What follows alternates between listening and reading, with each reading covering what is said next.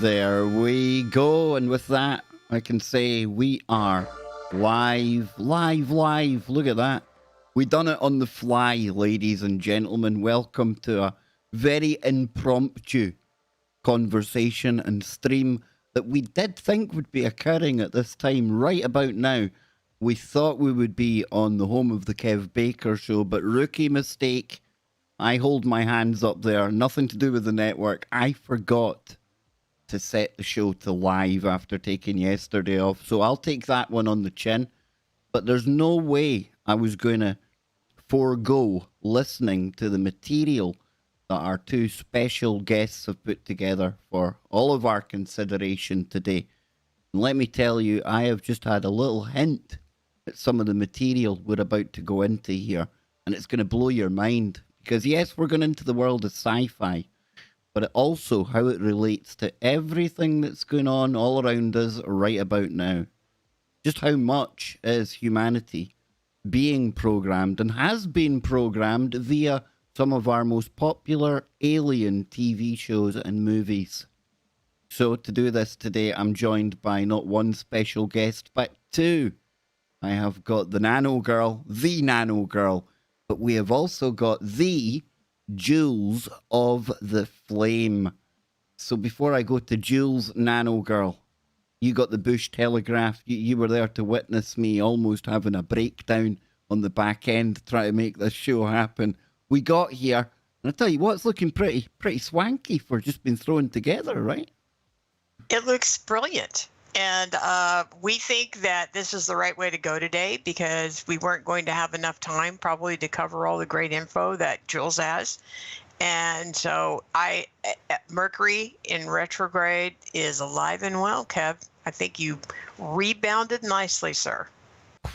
Oh, I dare not laugh at Mercury retrograde. And I knew making it this far meant nothing. So today, yes, it all came home to roost. But of course, we have got somebody who has become a very, very strong pillar within our Discord community. It is Julez of the Flame. She's called into the show numerous times. She's spoken with Mary Decina, but today she is here, special guest in her own right. And her and NanoGirl have really been working hard together on the back end to put this presentation together. I'm really looking forward to it. We're going to be using a couple of really snazzy little code phrases today. You'll pick up on them as we go through the broadcast. I think it'll be quite novel to work our way around the obstacles that are put in our path to talk about just about anything nowadays. So with that said, ladies, I don't know. This is like the first time I've been outnumbered by women on my own show. Some people say this could never happen. It has, and so far so good. The apocalypse hasn't happened. So, Julez, let me come to you just quickly. You looking forward to this, Julez? I know this is something that you've been prepping for ages. You're muted up, you see? That excited. See, that's my fault, isn't it, Nano? Because I asked her to mute during the intro.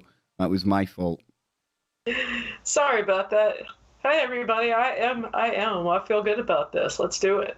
And it's been something unfolding for 38 years of my life. So you've always been into the whole sci-fi kind of scene then? This is like your thing? For the most part, yes. I like it. I'm liking the Who sounds doesn't of it. love good comedy as well along the way? Absolutely. So listen, folks, before we do get started, and we're just about to get started here, please, if you don't mind, click share, click like, and let's get more people over here to hear all about what we are calling here programming humanity through alien movies and TV shows. So, ladies, who would like to kick us off on our magical mystery tour? Well, look, I'm going to kick us off, and then I'm going to turn the baton over to Julez. So tonight is actually Julez's idea, and she thought it would be a really great idea if we could think about talking about a show where we started talking about V, and going into some of these shows where we've been programmed for years and years and years through the alien through the aliens. So we just only tonight we're focusing on alien movies and alien TV shows. We've been programmed in other shows too. And there's lots of other sci-fi stuff like The Twilight Zone and, you know, countless others and Fringe and some of these others. So you're not going to see some of your favorite sci-fi shows because that's going to be a different genre. This is just aliens because after all, in the US of A, this is Alien Month. And sometime during this month, we're going to get this amazing report from Congress where they're going to tell us all about all of this, starting with Roswell. I just know it for sure this time. Now, Right. Nano, I detect a strong indication on the sarcasm meter there. You share my... Did you hear it? Yes, I share that same philosophy as you. But before we do get started then, Jules, what do you make of all this Alien Month? Are you on the edge of your seat waiting for the same people that have kept all of this secret to somehow now tell us everything we want to know? It's crazy, right? I am sitting on the edge of my seat just like you guys. I know this is it. This is it. This is going to be the big reveal. Yep. Womp, womp, womp. Oh, I like it. Hey, I don't even need my soundboard tonight. This is going to be epic. It truly, truly is, okay? But you can probably almost take it to the bank that whatever happens with this reveal is going to be just another way for them to keep things moving along. That sounds about right. That sounds like it's in line with most of the stuff we've covered here on the show. If they're telling us anything, you know there's an ulterior motive to all of it. It's a no-brainer. So listen, ladies, I was about to say guys, but today I can't say guys. That would just be totally wrong in this current woke world that we live. Let us embark on our journey into some of these shows. So, take it away. Okay, let me just do a quick finish the introduction, and then Jules, I'm going to hand it over to you for a while. So, we're just going to call it the Programming Humanity Through Alien Movies and TV Shows. And if we go to slide 3, Kev, this was the list that Jules and I came up with. Now, again, some of these you may remember, some may be your favorite, some we left out. But these were our favorites. These were the ones we felt like affected our lives. And I'm just going to go through them real quick, and then we'll get into V. So the first one we're covering, of course, is V, E.T., Contact, which is a movie, Close Encounters of the Third Kind, Alienation, there was a movie and a TV series, Stargate Atlantis, which I know Kev loves Stargate, anything, Firefly, Falling Skies, Starman, Jupiter Ascending, John Carter, and Star Wars. So, but we're going to, this next, so if we go to slide 4, and I'm going to start, Jules, we'll start our conversation on V on this, but this is where Jules and I had the most fun. And this is where Jules has an entire binder of goody information to share with us. So, Jules, I'm going to let you start off on V, and I'll just kind of keep backing you up if, in our conversation.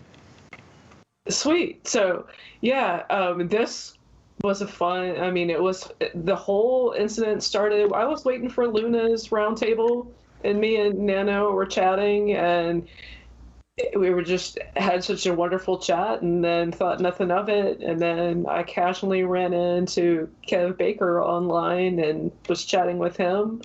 One thought led to another, and I threw the question out. The universe unfolded the way it would. We had a wonderful time collaborating on this project, and it's very impactful. And as a kid, an 80s kid who grew up with the original, I remember the original. The newer stuff, they're dramatically different, but they're the same. Let me come back to 1983, like we've got on the screen here, because as we're sitting talking about this, I'm thinking about it. V, I was 7 years old in 1983, and it made enough of an imprint on me that it's one of the oldest shows I can remember sitting down to watch with my mum at the time.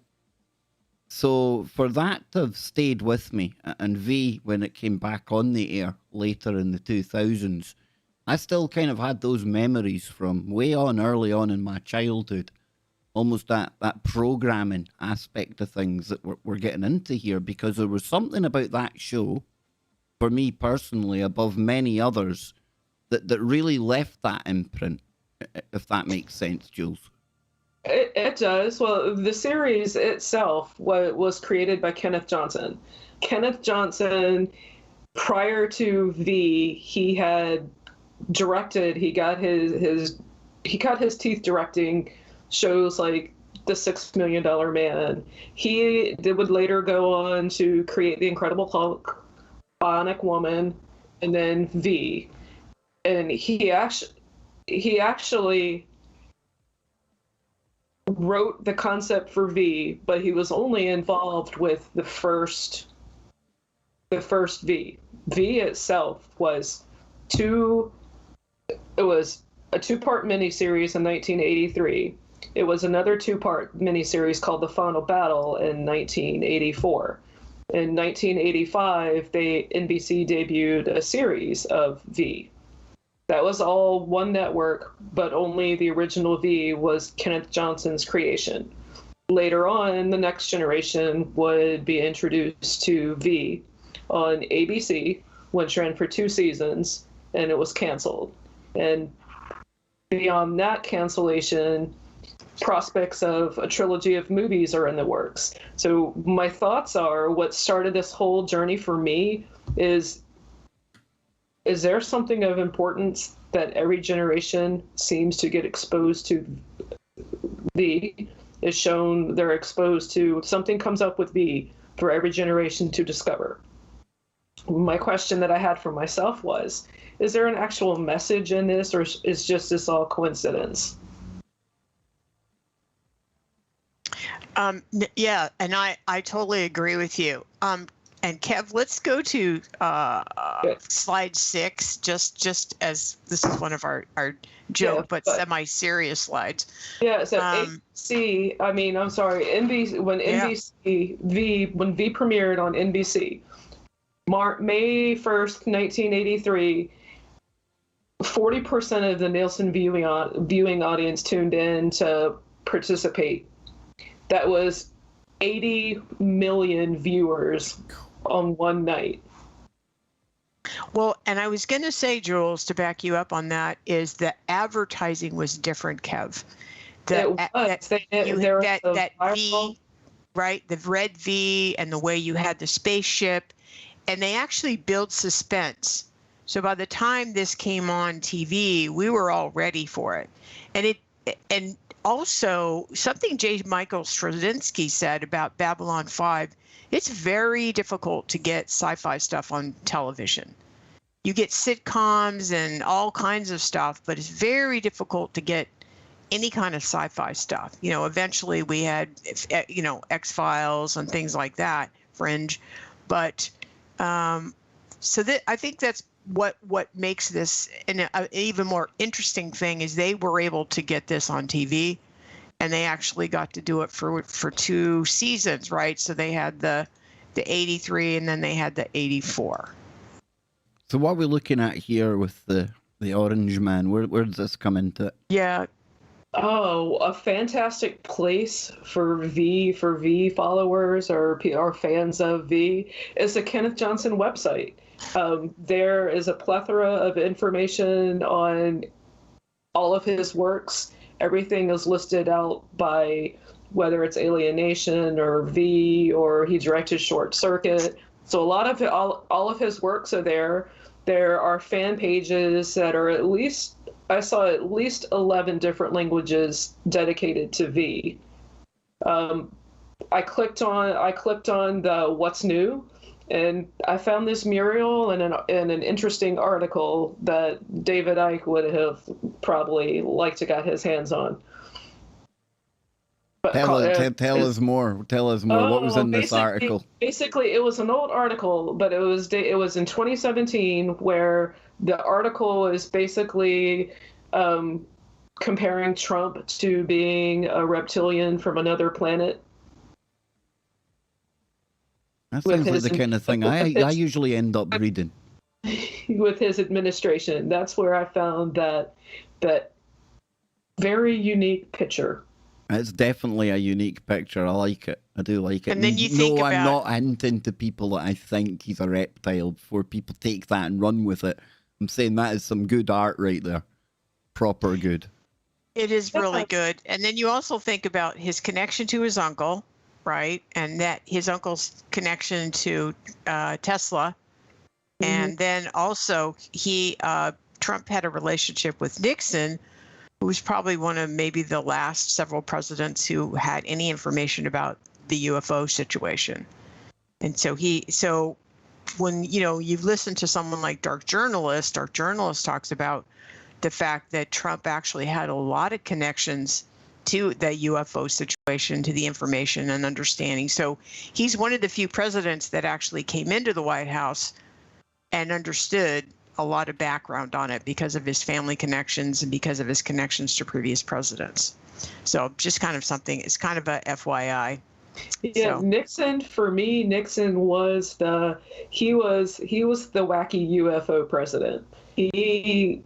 I don't know if he pursued disclosure, but he had a huge interest in aliens. And he rumor has it he showed some of his friends things. And I heard that Jackie Gleason wasn't right after seeing something that Nixon showed him. Right. Yeah. Yeah, he showed him supposedly something. Exactly. All right, so let's get into some of the ways that you feel like some of the messages from the show. Well, the series, we can compare them, and you can tell me how far I'm off the beam from 2000 to 2009, because that's mostly what you looked at, and I mostly know the original V. So right, in the original V, the visitors came down, and they hovered over the city. When they came in, all these craft that were supposedly 3 miles long, they hovered over every major city in the world. So they hovered there for days, and they initiated a countdown. And from this countdown, the leader emerged. And the leader to us spoke English, but it was said that he was talking in every language that's out there. That's what they heard. So everybody could hear. It was kind of like Babel coming back, when everybody can understand even though the languages are scattered. So they come down, and they make the guy comes down in a craft. His name is John. He looks human. He acts human, except his voice is different. And then he's proceeding to tell everybody, we've come in peace. The message that he gives when he arrives is, on behalf of our great leader, he who governs us, our planet, with benevolent wit and wisdom, and love, we have come because we need your help. Our planet is in serious environmental difficulty, for far, far worse than yours. It has reached a stage where we will be unable to survive without immediate assistance. There are certain chemicals and compounds which we must manufacture, which alone can save our struggling civilization, and you can help us to manufacture these things, and in return, we shall gladly share with you the fruits of our knowledge.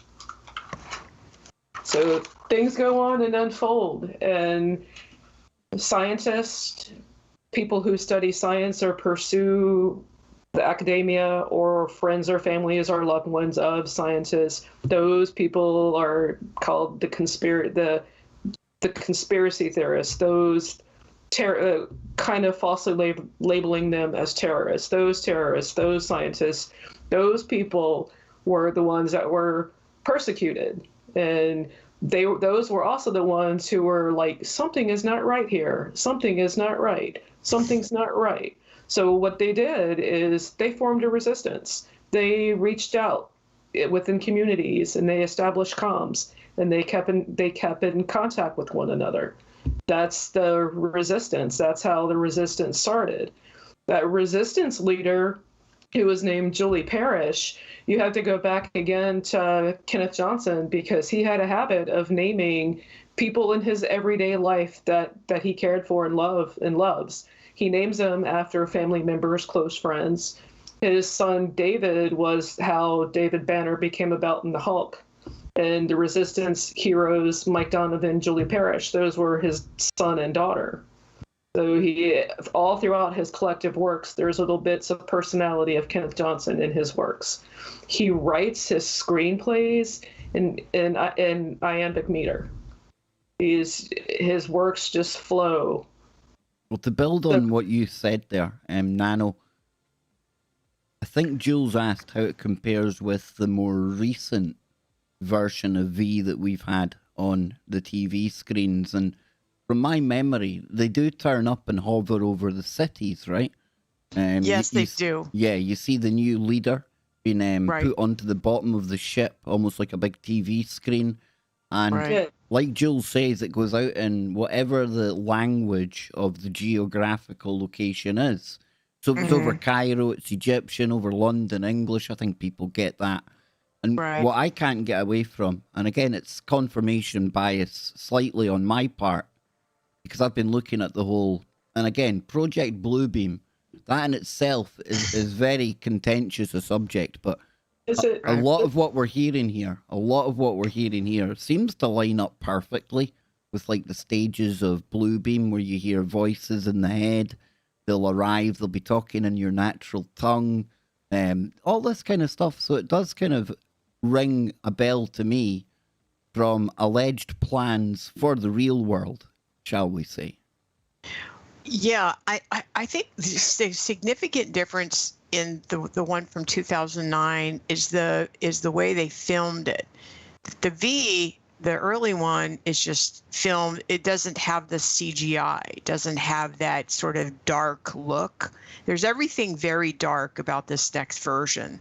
And the difference is too, is there's a man, John is the person, the voice, the spokesperson, where in this version it was a woman. Her name was Anna. And actually, as it turns out, Anna is actually the daughter of Diana. And Diana was the bad person, but John was the leader. In the 2009, they promised to open healing centers in every city, and she actually calls it universal health care. They promised to cure 65 diseases. They promised a flu vaccine, or a R6, right? An immune booster with special functions for your body. And just like the original V, the scientists did have to register in with the local authorities. They were called, this was in the 80s before technology. They were called every night. They were monitored. The other difference here is that for the 2009, they said that they had people scouts on Earth for 20 years. And like in the original V, when John first made his statement, he had said that they have been here a long time studying, learning our languages, learning our habits. Well, let me ask both you people this. Do you think they are already among us in the real world, like real, away from the movies and the TV shows now? Well, I guess it depends on how you define what they are. I think everybody says that. I guess it's are they interdimensional? Are they, then you look at Travis Walton, and then your guest, which we talked about on the last show, Kev, where she saw that ship and it actually communicated with her, right? And she had an interaction with it. So I've got to say, yeah, they're here, right? But in what form, I don't know. Yeah. I don't know if Luna's in the chat, but Luna helped me put some things in perspective for me. we were having a yarn one night, and she just simply asked me, what does extraterrestrial mean? So terrestrial meaning land, extra meaning extra. When spirits come back, they have to have the vessel, and if that vessel isn't already here, it comes from extra land. Yeah. So I think if you look at maybe the interdimensional situation, as well as I wish you could have asked her more questions, the person that you had on your show. We'll get her back. Like, good. And just focus maybe like 20 minutes on, tell us more about that. Do you think it was interdimensional? Did you sense that it was really here on planet Earth? Right? You know, that kind of stuff. Yeah. Yeah. But I think what this comes down to, and I think what makes this such a chilling series, regardless of the version, is the gaslighting, the lying, the subterfuge, because they're saying that they need our help and they'll help us, but they're actually here to pick up humans because that's the food they're looking for, and they need fresh water, and Earth is full of water. So they just start filling their ships up with water. And then the third thing that their plan was to just take the Earth over and just decimate all of everything here and then leave it, right? They would just take off. Kenneth Johnson's vision of V continued in 2008. He wrote a book called The Second Generation. Because he was only involved with V, just the original miniseries itself.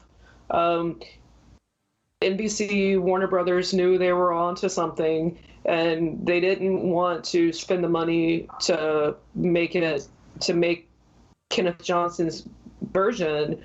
So, and he saw that, so he had nothing to do with the final battle.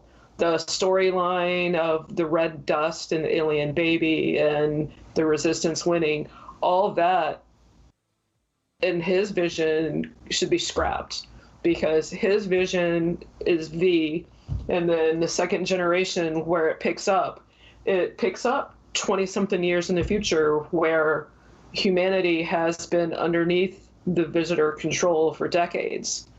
And they, back in the series, just like the movie Contact and SETI, the search for extraterrestrial intelligence, the Resistance character, Julie Parrish, she actually sent out a message to the deep throes of space. Well, somebody finally picked up that message, and they were called the ZT. The ZT were the mortal enemies of the visitors. So, and the whole concept of the second generation is the enemy of your enemy. It's not necessarily your friend. So I just got the book and I'm just diving in it, but I can tell you that the ZT are they have their own exoskeleton. I got my notes on that, but so they're not the reptilians that we're used to then? No, they're not reptilian. The ZT they're insectoids that look human. But isn't that funny? Because aren't we hearing a lot about insectoids or plant aliens of some site? It just seems like we've heard a lot about that before. Very interesting. And of course, we do have, the background on the Nephilim, and then we have the reptilians. So, and then the little grays running around. Yeah, where do they fit into all of it? That's what I want to know. Sorry, I'm unorganized. I mean, I know some of this stuff, but I found some new stuff, and the new stuff is just as entertaining as the original. But the second generation, I told you of the ZT, they look human, but they have irregular eye color and a faint sheen to their skin. They evolved from a variety of insects. Human-looking skin is their exoskeleton. The ZT blood colors varies varies by their subspecies, either white or yellow. No blue chickens in there. That's what I'm glad to hear. No, I haven't yet. There's Hey. no blue chicken so far. Some Zeti, such as the Aden, which is a subspecies, have a brood pouch in which the male incubates the eggs, similar to seahorses, but that was also done where George carries the baby in Alienation. Alienation, yep. The second jet half of the term for pregnancy, he carries the baby. And the Aden subspecies has an attachment in one arm which can be used as a weapon. And another subspecies is Brikes. It's mosquito-like tubes that can shoot out of their noses and drain the bodily fluids of a human being. Dang. We don't want those ones turning up. We don't. No. I don't think we want any of these turning up. No. I would rather Stephen Greer's very Everybody's fantastical, utopic sounding, very nice aliens. Yes. Some example of the ZT's technology is an air bike that can be described as an Earth motorcycle, but they also have cloaking technology and medical needles that could speed up the ability to heal nerve endings. Nice. Let's get back into these slides then. Where are we going with the slides next? What one will we pull up? Well, so Jules, was there anything, did you have some more things that you wanted to bring up about V before we move? Because Kev, I didn't exactly, since Jules has a whole binder, I didn't put like bullet points for V because I know that Jules had some things she wanted to cover. So is there anything else you wanted to cover on V before we maybe went to some of the other shows? We can go to the other ones because we'll eventually have to come back to V because okay, a surprise for Kev. Nice. Oh, nice. perfect. Okay. We like surprises. Yeah, I mean, V it's one of those things. Like again, I grew up with it. It's got a lot of meaning to me, and things like eternal friendships and things like that. So I mean, we could. I've got more. I don't want to take up too much time with this because we can come back to it because the slides are brilliant and everybody should see them. Oh well, thank you. I'm liking it. Okay, so we'll just kind of intersperse it as we kind of go through. So if we go to the next set of slides, this is being slide number 8. And then this is just introducing you to the V series of 2009. Yeah. Now, the interesting thing was John said the first V, we come in peace. And Anna says we are of peace always. There's a very big difference. She didn't say we were coming in peace. No. And this was a little bit more self-serving, if you ask me. She's definitely a nasty one. She's a very nasty one. She's got her mother's nasty side for sure. But she was also in Firefly. Yes, she was. She played the concubine person in Firefly, like a concubine, because she had a crush on the captain for a while. But she also had a business where she took care of clients. So, but if we just go to slide number 11, Kev, this was kind of the main points that we were covering for this V, for the 2009. And as we said, R6 was a very special thing that could track humans, which we thought kind of went, oh, I see, right? Very interesting. A lot of people talking about that in the real world. Yes, very interesting. And of course, they eat live things, and like the original V, you'd see them eating gerbils and live mice, and also like the original, the humans were being packed away for future dining while they collected water. And you've got here Anna, the leader of the visitors, performs mind control experiments on the humans. Yes, that was that's a key thing. Let me just share this, and then Jules, and you can jump in. So towards the end of this, so there's 2 seasons of this, and so spoiler alert here, but in the end, there's a scene where she has a little a little girl who's actually a half-breed. She's half alien and half human. And Anna wants to, she can bliss her people, which means she can mind control them. And they just go into this nirvana state, and she owns them. But it takes a tremendous amount for her to do that to the humans. Well, this little girl is able to do it. And so at the very end, she does the humans. And that's where they leave you. They didn't do season 3. They didn't come back. You don't have a very satisfying ending. Mm-hmm. Where you end is where Anna blisses humanity, and humanity's just caught up, just being mind controlled. You know, doesn't the bliss factor, just listening to it there, a lot of people talk about AI being like some kind of alien invasion in itself, and I'm not here to discount that. But right. I find it quite interesting, the parallels between the TV show, The Bliss, handing out the bliss, and what do we do every day on social media in the real world? We go on there to get a chemical form of bliss because we have all of our ideas backed up. We get all of our clicks and our likes, and we get everything we hold true to be reinforced, and that releases the serotonin, the dopamine, the bliss. We keep coming back for more, And again, like the TV show, we're all been gamed and mind controlled by the same thing that's giving us the bliss, and we keep coming back. Eh? Kind of like our news in the original V. All the news that came about was one-sided. What they wanted us to know, what they wanted us to hear.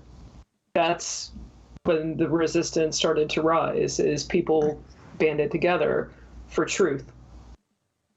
And they also did that in the second version as well.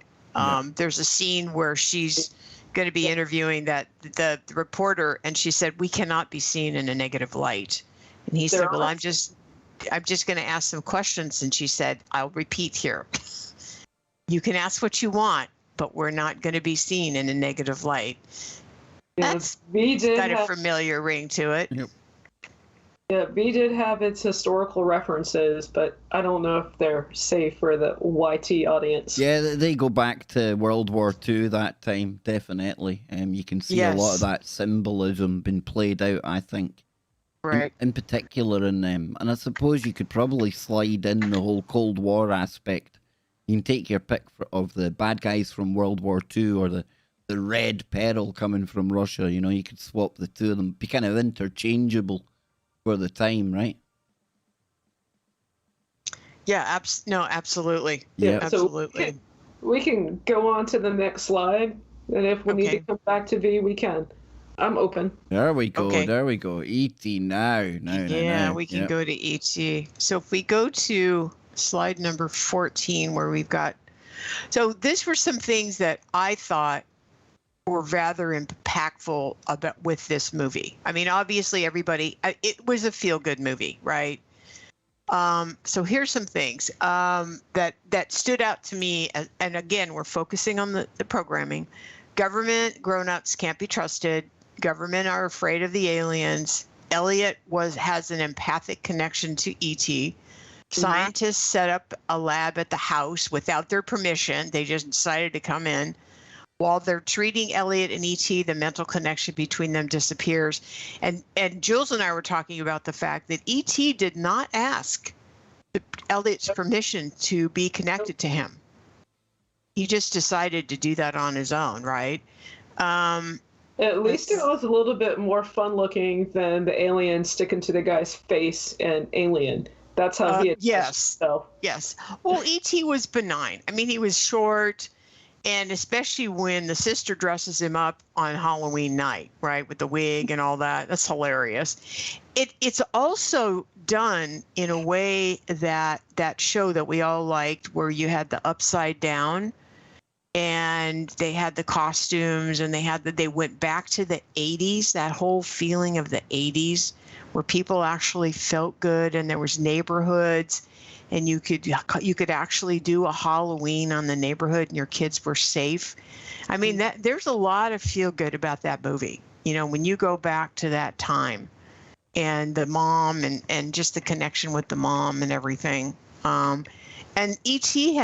likes the mom too, right? You know, when she reads the letter to Gert or the story to Gert at night, you know, there's just all this sort of beautiful sort of childhood memory stuff, Kev, interspersed with all this scary adult stuff, which is a lot of what he did in Jurassic Park as well, right? You had the kids and the sort of relationships with the adults, but in some ways they were on their own, right? Like the scene with the kids in the Jurassic Park where they're in the kitchen trying to outrun the dinosaurs. They kind of have their own thing.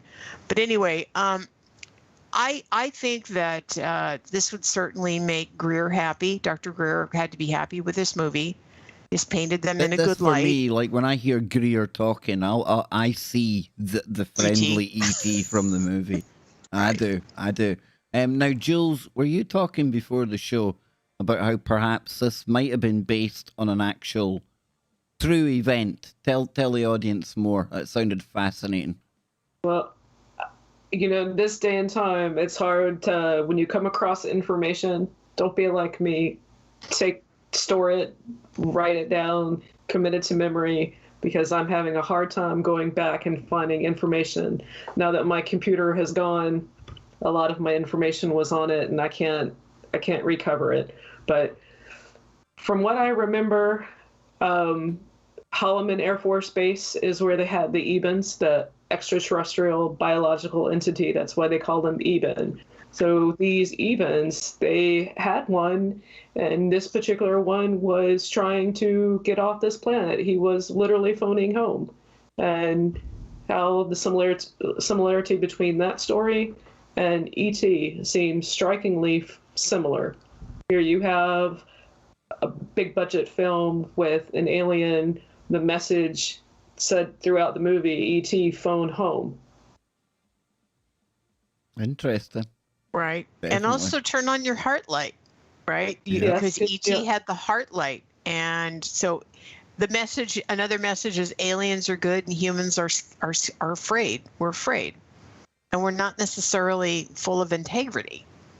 Like the government's always after these guys, always trying to capture them, always trying to throw them in a lab. I think another message is children know best and they're innocent, whereas the grown-ups are scary and don't keep their word. So there's a lot of that kind of programming in this movie as well, I think. So it's very interesting. I'm not saying it's bad, but we're just looking at the programming aspect of all this. Absolutely. Now here's one of my personal favorites. You like Contact? Loved Contact. I thought that was, when I first seen it, I thought, what a brilliant idea, straight off the bat, you know. Right. And I don't know, it's another one that made, again, maybe it's just because I'm a sci-fi lover, but it seems to have stayed with me. And a lot of films I kind of put up against Contact. I kind of line them up to see how they fare. Contact's like a really good barometer test for me. Because for me, that's a really great movie. If you're into aliens and you're into this stuff, the communication, the way they do the travel, the whole 9 yards. And maybe sometimes, you know, movies nowadays don't quite measure up. They don't quite measure up. But maybe Contact is too much of a test to be putting them up against, you know, because for people who liked Contact and the story, I think that's one that does stay with you, right? Well, I think it does because it's an adult movie, and it's a very cerebral, and to me, it's very real. Like if you could actually see this happening, you could see where they knew who they were going to be able to talk to, or who they were going to be able to communicate with, who wasn't going to freak out, and wasn't in it for ego. Because she wasn't even slotted to go on to this ship that they built, right? And it doesn't even look like she went anywhere. But they have 19 hours of tape that just is static. Footage. Contact. It's one of my top 5, if not top 3, science fiction films. It has a good storyline all around, but for me, it's one of those that it's not just science fiction. It's one of those that They get you thinking, because it really does have a lot to do with your personal beliefs, your personal philosophies, your spiritual path, what you believe. When Arroway goes through the device, like Nana was saying, it's 18 hours of footage. It's all static. But when she was down there, she fell through and she saw her deceased father in the form of an alien. And there are a lot of weird and whimsical and mysterious things that go on in the spirit realm. But I mean, is it human? Does the human consciousness make you always prefer to look at strange things in familiar form, such as a person? We as humans have a tendency to anthropomorphize everything. When we were doing the work on the robots, NanoGirl, that became more clear than ever, because the way that humans will even respond to something as simple as having not even two eyes, but things that look like two eyes. And then we kind of, we're able to relate to them more, like people name their cars. And in fact, you know, the whole headlights, the two lights, kind of the eyes aspect going on, the grill, you got that in itself helps us to really kind of not merge with the machine, but to be very, very more accepting of it, the closer it is to our kind of recognizable form, right? The question would have to be, in cinema, is that just a very cool technique to have the aliens represent themselves in ways that we are familiar with? Easier to cast a human than, say, a reptilian? Or do we think that that's maybe what real aliens might do? You know, maybe they're aware that we aren't quite ready to be conversing with things that look like insectoids or reptilians right now. And could they, in some way, present themselves in a more familiar form? It's an interesting thing to think about, really. Well, if there's all different kinds, which makes sense, you might have the service. Was it service to self versus service to humanity, or service to the universe? Or is that the biggest secret, Nano? Do they maybe look more akin to me and you? Again, I don't know. But what I do like about this movie is that she, like the Stargate show, she kind of goes through a whole Stargate in a way. Yeah. And shows up on this other planet, and then he sets up this bubble so she can breathe, right? So she can handle the atmosphere.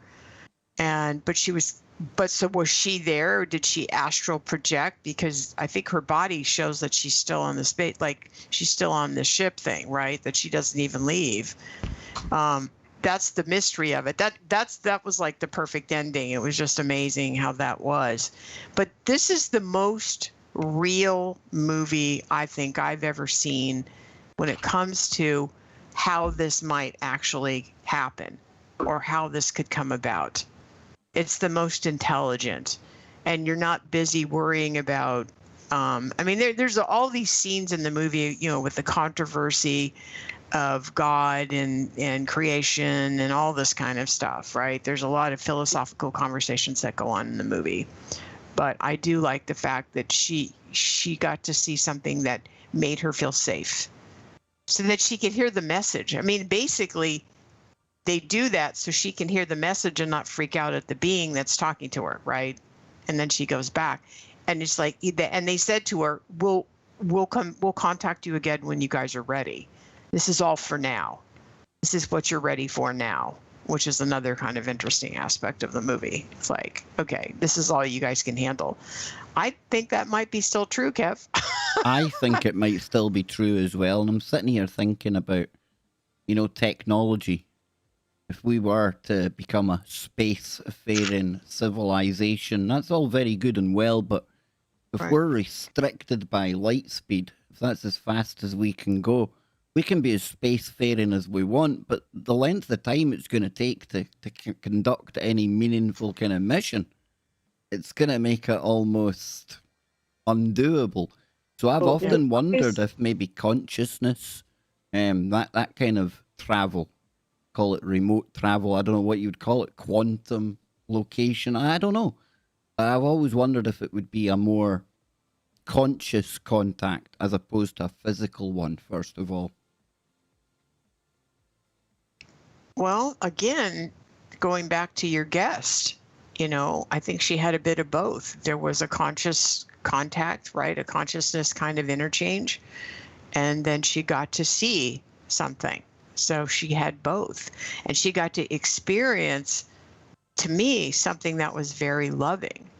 I'm still mystified by that whole thing. I mean, that's probably the most positive one I've ever heard. Yeah. Because the Travis Walton one, to me, was a violation of Travis Walton. He did not ask to get up there. He did not ask to be interrogated the way they did, physically. It sounded like he had a very horrible time. He was traumatized. And the one thing that we as humans like is for people to treat us with respect. And it's like, if I'm going to visit your spaceship, I'd really like, A, to think about it, and B, to be invited. And I walk on there with my own 2 feet, thank you very much. Or I'll say no, thank you. But I don't want you, floating through my walls. I don't want you sucking me into your spaceship. How do we potentially test that, Nano, Jules? Let's go back to the blue beam scenario. I don't like the whole blue beam thing because it comes from allegedly a NASA document that not many people have seen outside of a Canadian dude. And it's a really good yarn. It's a good story. But let's take it as it being something. Okay. And in that plan, they talk about almost like some kind of psychic communication where, call it the voice of God technology, voice to skull, whatever you want to call it. How do we test something genuinely outside of this world making contact, and then something pretending to be from outside of this world making contact? I can't think of a way you can really measure that up, right? Well, we still have the faint glimmer of hope that somebody will come across the Voyager 2 record that was the gold disc that were put on it, that has all of the information up to, I think it was I know that Elvis's recordings are on there. Everything about humanity is written on that disc. You know what that's like, Jules? That's like the biggest flying menu that we've ever sent out. Any potential aliens will be looking at that going, oh, lovely, carbon-based. Lovely. Let's head off, So, I mean, we always have that hope that somebody will come across it. So who knows what's out there? Who knows if that will ever be picked up? Sorry, Jules, on you go. On you go, Jules. Sorry, I didn't mean. I thought you were finished. I was just saying. I mean, who knows if there's a species out there that could have already seen it and like, nah, well, that dwelling, we're gonna pass. They're not ready for us. They can't even get along with each other. How would you test it, Nano? How do you think? The only word that comes to my head is discernment, and just like going back to both shows, there were people in the very beginning that said, this doesn't feel right from the very beginning. And that goes for Independence Day, and we didn't cover that one in this deal either. But there's a lot of people that are shown in that thing going, no, this isn't right. So I've got to wonder if there's just this big red light that goes on. And then it also, how are our leaders acting? Are the leaders signed up right away? Oh, look who's here. We knew this was, I wouldn't trust a thing that they said. If our leaders are signed up like, okay, we're going to really need to second guess this one. Yeah, and in the original V, all of the world leaders got aboard with the UN, and things got so bad for the civilians and normal folk like us that we begged the UN to bring in the lizards, the shock troopers is what they're called, those ones that have the shield over their face and those Luger-looking laser rifles. Those were the ones that were supposed to come in and protect us. It got so bad with daily living that we wanted their protection. that we were okay with being under curfew. We were okay with having restrictions. We were okay with limitations. We were okay controlled to having one-sided media. We were okay with just rolling over and not thinking for ourselves. We were okay with food shortages. We were okay with our current technology. But that sounds interesting. Very. Another thing to go, It's right? like, I mean, I was, again, I used to listen to and watch V way back in the day, but as the years go by, life goes on, you don't think much about things, and things kind of happen as you age. You reflect on your youth, you reflect on things, and throughout this whole 2-year span, I mean, things have come up in perspective, and it's like, oh, I never thought about that when I was younger, but everything that in recent times, how I've seen events unfold, it's just like V, just like V, just like V, just like V. That's kind of how the past several years have unfolded. It's there for a while, I was thinking that I was crazy. I was completely just out there, but it's like, no, I mean, I just kept being myself and found the right group of people and just bounced ideas off. One thing led to another, and here I am right now. Yeah. And again, I think, why do they do programming? Well, it's to set the stage for them that when things need to happen, that we've already been set up to think that this was going to happen anyway, or this would be the normal result, right? So here we are. These programs come on the television, which right, television. Yeah. Yes. Yep. What's the next one we're moving on to here? Then Alienation. Okay, so we're going to go to Alienation. So again, this was a movie first, and then it was a TV show. And there were 7 or 8 TV movies as well. Oh yeah, after the series, I think the TV series was on for 2 years, I believe, and then there were some follow-up movies, and then the movie Alienation of it.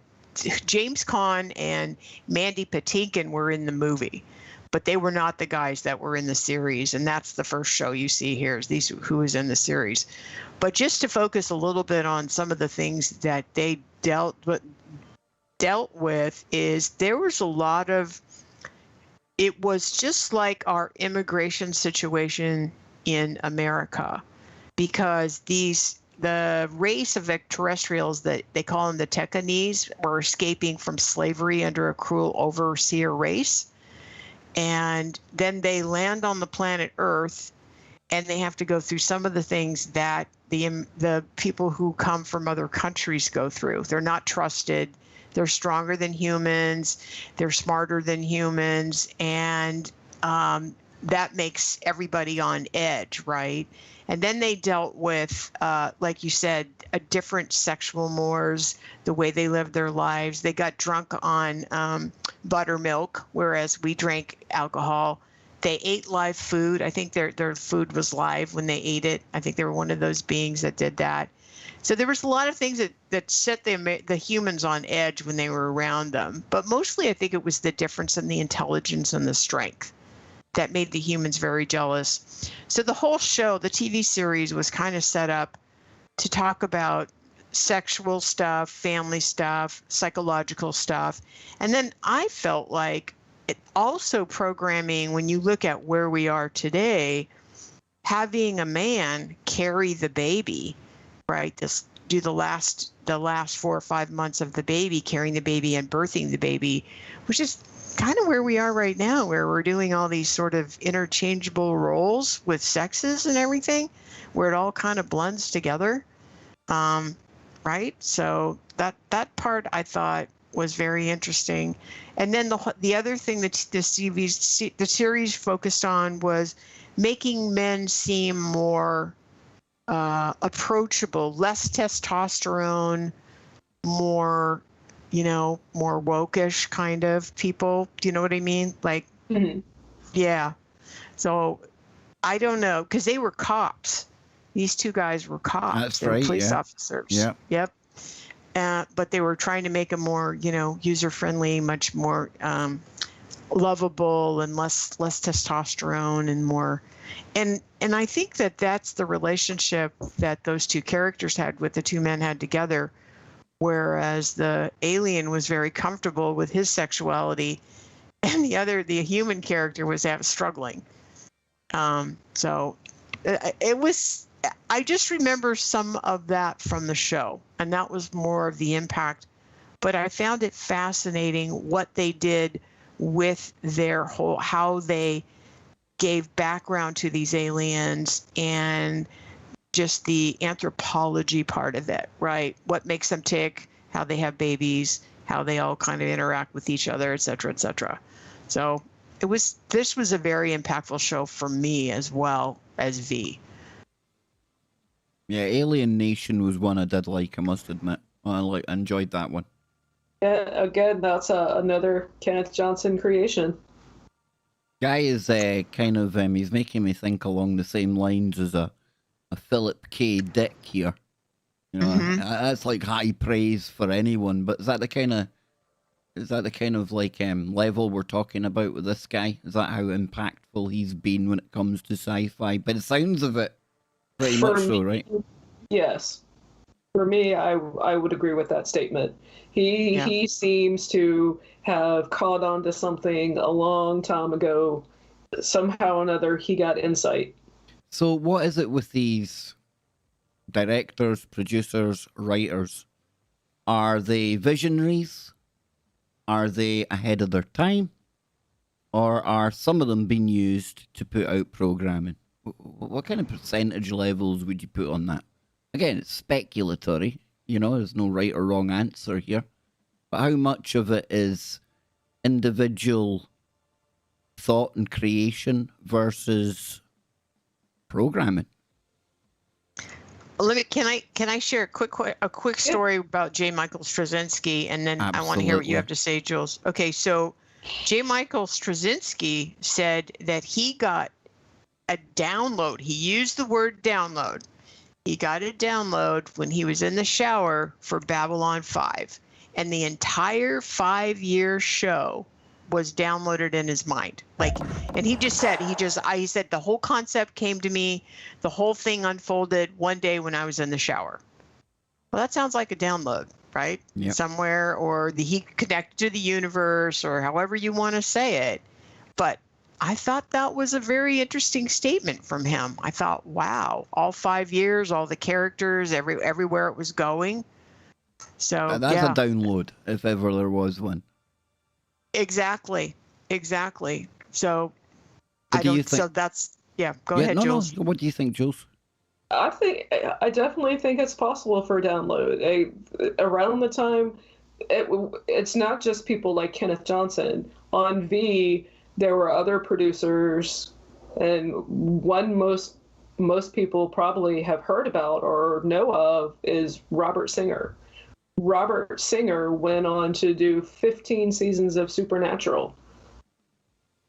And a lot of the information, the supernatural elements that occur in that, doing his research, the stuff that for the years that we've been going over in TFR with the woo and everything on Freaky Friday, a lot of that is actually researched and documented through this TV show. It's literally putting it out there for people like us to arm ourselves and protect ourselves. I like it. Good answer. I like it. And then you've got someone like J.J. Abrams, right? And he did Fringe. And is it Chris Carter did X-Files? Yeah. Where did they get Chris Carter said originally that he had attended a bunch of UFO conferences, and so had actually talked to people, and you could tell that there was that kind of influence. Dean Haglund, who was in the X-Files, he talks about that as well. He talks about how Carter would drag them to the back of Beyond to hear somebody talking about UFOs or aliens or something like that. So Yeah. But it came off very genuine. Yeah. Like you really felt like you were there with Mulder and what's her face. And then J.J. Abrams, that guy's a mystery. I think he's got the inside track for Fringe. I don't know where he got that information. That was just a brilliant series. You know, the Fringe TV show was great, but I think they missed a kind of a beat in the fact that they didn't incorporate some of the fan podcasts to be part of the show. Because there was one, I think it was just the Fringe podcast, it was the official one. But what they would do each week was they would go and they would say it was The Island when the week, in fact, this was when Lost was on. And I think J.J. Abrams was part of that as well. I think he was. Might be corrected on that. But what they would actually do was they would go and show the theoretical papers by theoretical physicists that would basically be like the backbone of the episode you've just watched. So it happened in Lost, and then it happened in Fringe as well. And a lot of the stuff that you've seen in Fringe, they would be able to pull out like theoretical science papers, or a lot of the stuff you've seen was stuff that people were talking about, albeit theoretically at times. So the real world connections, like you're saying, a TV show like Fringe, you've got that kind of the pool of information from the scientific literature that's out there. But at the same time, I think with it being J.J. Abrams, I think there might have been other stuff sewing into the narrative as well. He's one for me because he kind of blew onto the scene, and then he kind of took over all the big kind of franchises. He got brought in to do Star Trek as well at one point. I think he'd done a couple of the Star Trek movies. And people talk about Kubrick back in the day, maybe being one of their go-to directors, producers. I see Abrahams as being almost along that same kind of lines type of thing, you know? If there is somebody out there that's going to put information out or sew it into a very snazzy fictional narrative, he's the boy to go to, you know? But that's just my opinion. Maybe I'm wrong. Yeah, I would agree with you on that, because in the 80s, it was Spielberg. Yeah, there's another one, yeah. He was the one in the 80s. Close Encounters of the Third Kind, E.T., those. I kind of want to talk about Project Serpo because I can't find any information. Everything that I was looking for, I can't find. I did find something on Gaia, and I did recently find a book, but I didn't copy the link down. But somewhere out there on Amazon. But Close Encounters of the Third Kind, I know we've got a slide for it, so I'm spoiling it right now. But Close Encounters of the Third Kind, at the ending of the movie, when he goes to walk on the craft, he doesn't look back without hesitation, head, shoulders back, head up, proud, walks on the craft where there are other people on the craft. It's like there are certain people who know their mission in life, and he was compelled to get on that craft because he knows he's got to do something else. And supposedly, rumor has it, Project Serpo was an exchange program that we did with the people of Zeta Reticula. You know what? I forgot Close Encounters of the Third Kind slides. So you keep talking. You just saved me. Thank you, Jules. I'm looking. I'm like, wait a minute. We'll get to them. We'll get to them when we get to them. What's next on our slides that we've got here? Let's keep working our way through. Okay. Yeah. So the next one, I think, after that goes into Stargate. Oh, now we are talking. Yes. Yeah. I mean, you could spend a whole show on Stargate. Really, you could. But I think everybody is very familiar with this.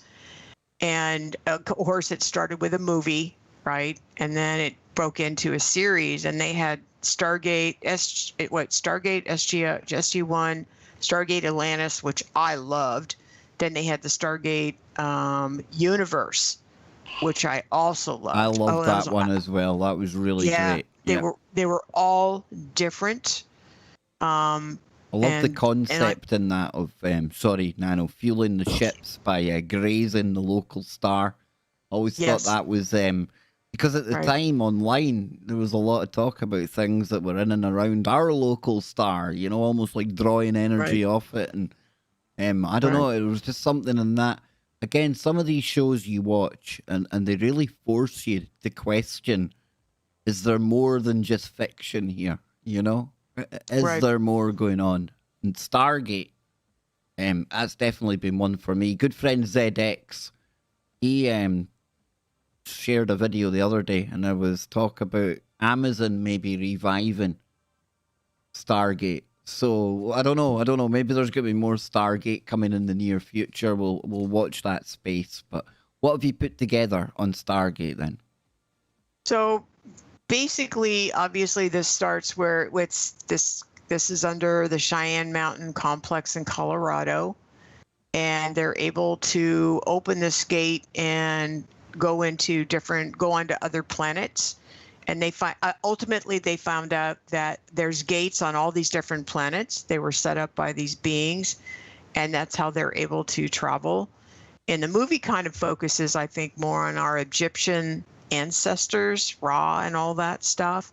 But then it opens up to different beings and different planets and things like that. And Stargate Atlantis is they actually end up on what they consider might have been Atlantis. And the whole story takes place on that planet. And then Stargate Universe takes place on that ship, right? Where the ship, doesn't it get lost and goes into the future? Yeah. And so it's all about survival because there's not enough food, there's not enough water, and they have to do all these. So that's seemed to be a lot more about relationships on that ship.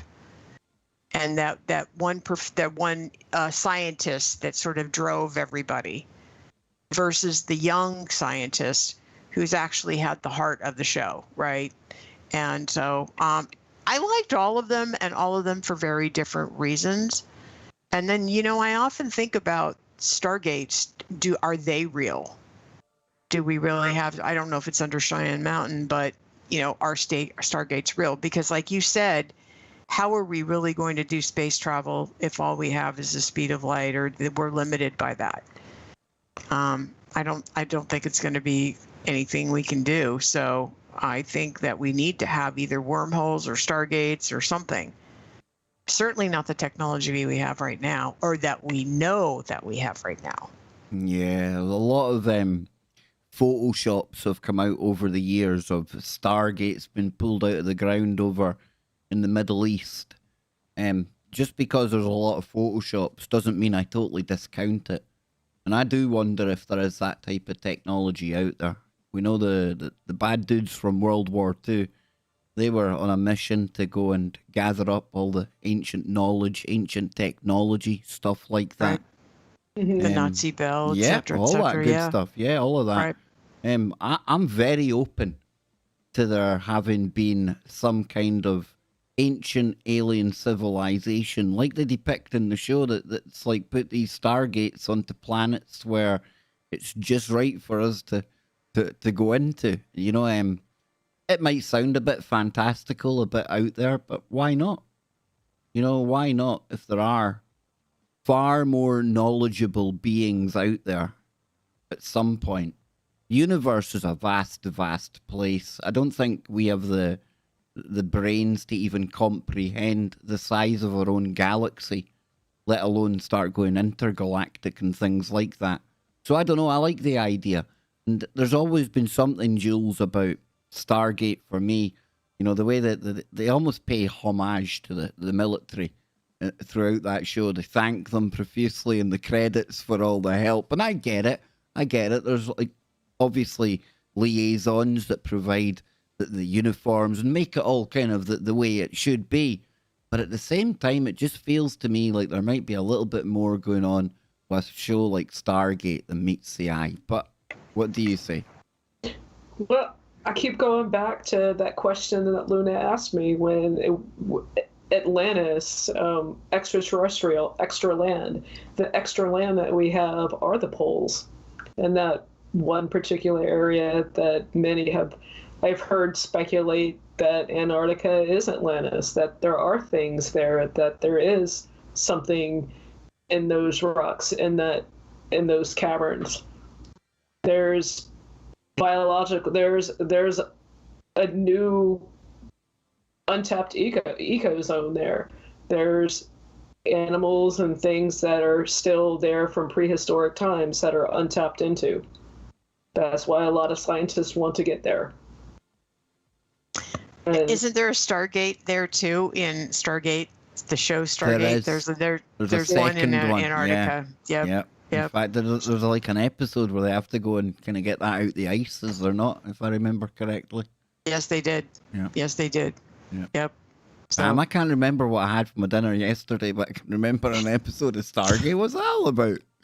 I don't know. Me too. And the programming and what happened, and oh yeah, there's just so many great episodes. If you want to watch just something really fun to watch, and that's it, just fun to watch, and it's sci-fi, and it's got all kinds of interesting technology. All of those series are very good. They're well done. They did a really great job in all of them. So I'm going to move on to Firefly. Okay. This was one of my favorites too. I just love this. It was only on for a year, and it's an American space western drama TV series, and it was created by writer and director Josh Wheaton. The show explores the lives of a group of people, some of whom fought in the losing battle of the Civil War, who make a living in the fringes of society as part of the pioneer culture of their star system. In this future, the only two surviving superpowers are the United States and China, fused to form the central federal government called the Alliance, resulting in the fusion of the two cultures. According to Wheaton's vision, nothing will change in the future. Technology will advance, but we will still have the same political, moral, and ethical problems as today. And what made this so enjoyable is that it's done way tongue-in-cheek. The characters are totally believable and lovable. They're very, very quirky, and they're outside the law because they don't want to be part of the Alliance. You know, it's not a good thing to be part of.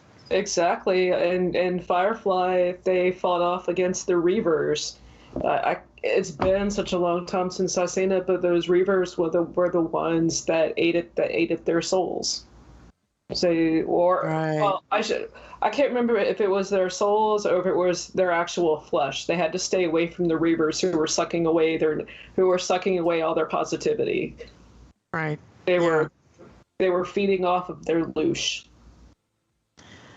Yeah, it's been a little while since I've seen it. I'd probably have to, because I actually had to go back and watch a bunch of these so I could do the show. What a hard life, Nano, isn't it? It was really, I just want you to know what I did for this show, just FYI. And I too, I did some research. I caught up on I saw some things that were new to me as well. If anybody hasn't seen I can't believe I waited so long to see They Live, but what a fantastic movie. They Live is that should be if I ran the world, and in my own mind some days I do. Must watch. I would make that mandatory. I don't like mandating anything. I like a bit of free will and us all choosing, but I would mandate all parents to sit down with their children, and that is not a movie, it's an instructional documentary. I'm telling you, people need to watch that. Absolutely, yep. No, it is. It is absolutely. And it's just as relevant now, if not more relevant than it was back then. Yeah, big time. Big time. Okay, so we'll go on to... Recently saw it, so I could actually appreciate it. Let's go on to Starman. So... this was one of my favorites too. Which slide's this? Did I miss Falling Skies? No, let's go back to Falling Skies. Falling Skies for me was awesome. Oh my God. The Mason family. Yes. Yes, the Mason family taking over America in the end. The Masons came through. They came through, folks. Upholding the Constitution. And I think he was a teacher or a lawyer or something, right? So I was getting ready for him to square the circle in the final episode, you know? Great show, great show. Very good show. And I think the other thing that was interesting is what happened to the kids, right? They had those spidery skitter things. Yep. And if the skitters got you, you turned into a skitter. Yep. Like they started, you actually, and if you went too far into the process, there was no way to get you back. And you could actually tell if some of the skitters had come from humans. You could still see the human eyes. And then you had that thing that was on their backs, right? And then they were owned by the aliens. Yeah, I made it through every single season. I think it was like 5 seasons. That just became that was just before the time that the world moved into a kind of the binge watching behavior. It's one of the last TV shows I can remember where I had to wait week after week for an episode coming out. But it was compelling, really compelling. So what have you put together on Fallen Skies then? Well, from the programming point of view, obviously with these things that connect to your back, you become brainwashed, you become one of their agents, right? And so you don't have a choice. If they try to remove it, you die. Yeah. Whereas I think in the second season, they figure out how to remove it without you dying. You also have, I think you have special powers once you're relieved of it, or you have special powers when you have it. When you have it, yeah, that's right. The other thing that I thought was really fascinating about this, you guys, was the fact that the spiders in this, there were skitters, spiders, and then there was these espheni. And the espheni was sort of that tall, gangling looking alien, but they did have some spiders. Well, if you look at Babylon 5, the spiders from that show and this show were very similar. And I've heard different people talk about in alien movies, what is the meaning of the spider as a bad guy, right? And in Babylon 5, the spider, they use the humans as batteries. They actually plug a human into their belly, and the human helps the spider fly. That's where they get their energy. So, and I think that this was about family. This was about sticking up for your rights. I think this goes back to the V stories, the resistance. That's who these guys were. They were the resistance. And it was war. And it was, you had to defend your family. And his family goes through some tough stuff because one of his kids is kidnapped and ends up with that thing on his back. And they have to bring that kid back. And, it's risking losing him and risking, because he has a very tough time getting back out of the programming. So, we're back to programming and, all that kind of stuff. So, well, here's something I didn't think I would ever say during a stream, but a message from Mother Baker, the mother of KBS. Oh, nice. She loved the Skitters. Now, obviously, there's something I didn't think I would ever say. On her birthday as well. Happy birthday, Pearl. Yep. Yeah, happy birthday. There's that now no mother has ever been greeted with that message on her birthday on YouTube. And listen, it's her own words. It's not like, come on. She loved the Skitters? She loved the little Skitters out of Fallen Skies. Yes, she did. A lot of them were not really nice. I know. And over here, the word Skitters means something completely different than little aliens running around, and that's why I'm trying right now my hardest not to fall off the chair laughing, because when I seen that message coming through, I thought, why has my mum sent me that? Like, that's too much information between a mother and son. You don't need to know that kind of thing. But then I realized she's watching the show. I realized it was on topic. In defense of your mom, there was something very loving about the Skitters. They did have a loving side. And when they, took these kids and stole them and started making them into another Skitter, they were very loving to them. So, there they you did go. have a positive side. You see, we're inclusive here on KBS. Yes. Even aliens are welcome. Yep. No, we don't leave anyone behind. Okay, now we'll go to Starman. Now, this is one I have never heard of. Really? Yeah. This is interesting. So so Jeff Bridges plays the role, and basically he's lands on Earth as a light being, right? He comes here and they're doing exploration of the planet, and his ship gets shot down. Gee, shock, shock. So his spirit ends up in her cabin, and her husband had died like 6 months ago or a year ago or something, and he finds hair in this. She was looking at these pictures back when we had albums. We had albums, and that she had baby hair in the album. So he takes the DNA from the baby hair, and he manifests himself into, or metamorphosizes himself or whatever, into her husband. Wow. He's really an alien, but he doesn't know how to speak. He doesn't know how to walk. He doesn't know anything because he just landed here. So something similar to, and go with me on this, but one of the weirdest parts of the paranormal, supernatural, cryptid realm that I've come across is the physical descriptions of how Men in Black operate.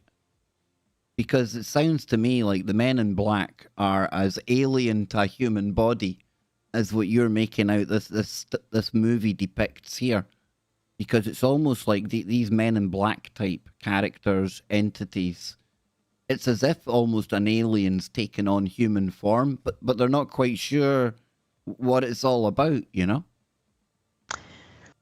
Well, he knows he's got to get back to his ship, right? He can't survive for very long in this human body. And so the whole show is about he needs to get to the rendezvous so he can, and he only has 3 days to do it. So he kind of kidnaps her, and at first she's really terrified because, first of all, this is her dead husband, only it's not, right? Because there's an alien in this body. But then she starts to become very close to him. Well, in the meantime, the National Security Agency is chasing them all the way over to where they're going. So I guess he crashes in Wisconsin, and I think his rendezvous point is Arizona. So the whole show there's just the relationship with him and her, and him needing to get back to his people in the third day, or he won't live, he won't make it. And he impregnates her, during one evening. But it's a love story, it's an alien story, it's and one of my favorite quotes from this movie, and I just love this quote, is he's talking to one of the security agent people, and he said, "Have people from your world been here before?" And Starman says, "Yes, we are interested in your species." "You mean you're some kind of anthropologist?" And he said, "You are a strange species, not like any other, and you'd be surprised how many there are, intelligent but savage. Shall I tell you what I find most beautiful about you? You are at your very best when things are at their worst." And that's my favorite quote from this movie. I just love that. And I think about humans, and I think, so many times in life, as I've gone through things, I think that's so true about us. No, I absolutely agree. That's why I always say we improvise, we adapt, we overcome. In fact, if it wasn't for things trying us and testing us and putting us in a position where we have to react, then we'd become stagnant. I think we thrive under pressure. It's where we do our best work. It's sometimes where we think outside the box, and we need a lot more thinking outside the box. So, yeah. No, I agree with that. What do you think, Jules? I would agree with that. Okay. It's a beautiful saying. Yeah. So we won't spend too much time on that, but Kev, it's a great movie if you ever just... Yeah, no, I'm thinking I really want to see that. A lot of people in the chat room... Jeff Bridges, how bad could it be? I mean... a lot of people in the chat room, Luna, she's saying it's a good movie as well. A lot of people have seen that. Yeah, it's very sweet. Yeah. Okay, another one of my favorites is Jupiter Ascending. And this is about a girl named Jupiter Jones who's actually reincarnated back into an Earthling. And the whole show is about her. They find her from this planet, from Jupiter, and they want to kill her because she's the rightful owner of Earth. So she belongs to this whole group of aliens that believe they own Earth and all these other planets, and they feed off us, and they stay alive by using our essence, and in fact they sell it, and that's what they use humans for. So the whole movie is about her finding out who she really is in another lifetime, although she doesn't really remember it, and then starting to defend Earth and starting to become the defender of Earth and the planet. And I found it really interesting. There was actually reptilians in this movie as well. The reptilians. So you have the human-looking aliens, and then you have this reptilian. If you go to slide number 30. Yep. So Balaam Abraxas is the son of the queen, who he actually killed her. That's how she died. And so Jupiter Jones, that supposedly she was his mother in this past life. Again, she doesn't remember any of that. So the whole movie is pretty exciting. It's a fun movie. But I thought it was kind of interesting. And I also thought it was very much programming. Well, funny you mentioned programming, because I was going to say to both of you that I was going to ask, and it's speculatory, but how much do you think that plays a part in the universe? Let me explain it a bit better. We hear there that somebody's got ownership of the Earth, right? And even when you look at religion, they say that there's different dominions and things like this. Do we think that Earth comes under the ownership, the stewardship of something else out there that maybe we don't know about in the real world? I'll ask you first, Jules. I think so. Yeah. What do you think, Nano? Well, I was listening to a Cliff Bot YouTube recently this week, and he said, yeah, he kind of thinks that this place was inhabited by aliens, and we're actually their creation. And suddenly they left, and so here we are. And we've been programmed the way they programmed us, which was kind of an interesting thinking. And he said he wonders if all of the exciting events are happening because maybe they're coming back. It's definitely something I've thought about. I've wondered about. Yep, definitely worth an afternoon of sitting thinking along those lines. That's for sure. Yeah. There's a lot of things that make me think that they are on their way back, or other things. All this information, this science fiction stuff that's blatantly right there for us to watch, absorb, to follow without knowing. And then looking at the actual science that's going around the world today, volcanoes erupting, earthquakes, all these natural disasters, they're affected by something. Something is out there in space and time that has such a gravitational pull that our poles are in the process of reversing. Our magnetic field is the weakest it's ever been. Paranormal activity is a real occurrence now because of this. I would argue we've had paranormal activity all the way through, but yeah, I get what you're meaning. It's upticked right now. And the Earth is a electrical system. It has to magnetically flip from time to time. It's part of the electromechanical kind of makeup of the planet. We see the sun, it does the flip as well. We've seen the poles wandering for some time now, that's for sure. And I wonder if that does herald them coming back, or something coming back, or all of the chemtrailing or the aerosol spraying that's been going around, where we've been, all this is coming into play, and it'll probably start unfolding in the next few months as we transition out of the jiggering and jaggering into the next agenda on the elites agenda. Those people at the World Economic Forum, and that's where things are already set. What's coming up right now, this information that you're going to give to us, it's a distraction for something else. Well, what I say about distractions is we're the ones that allow things to distract us. So we have to be able to try and keep our eye on as many things as possible at once. And a distraction only becomes a distraction if we let it. There you go. There you go. See? True.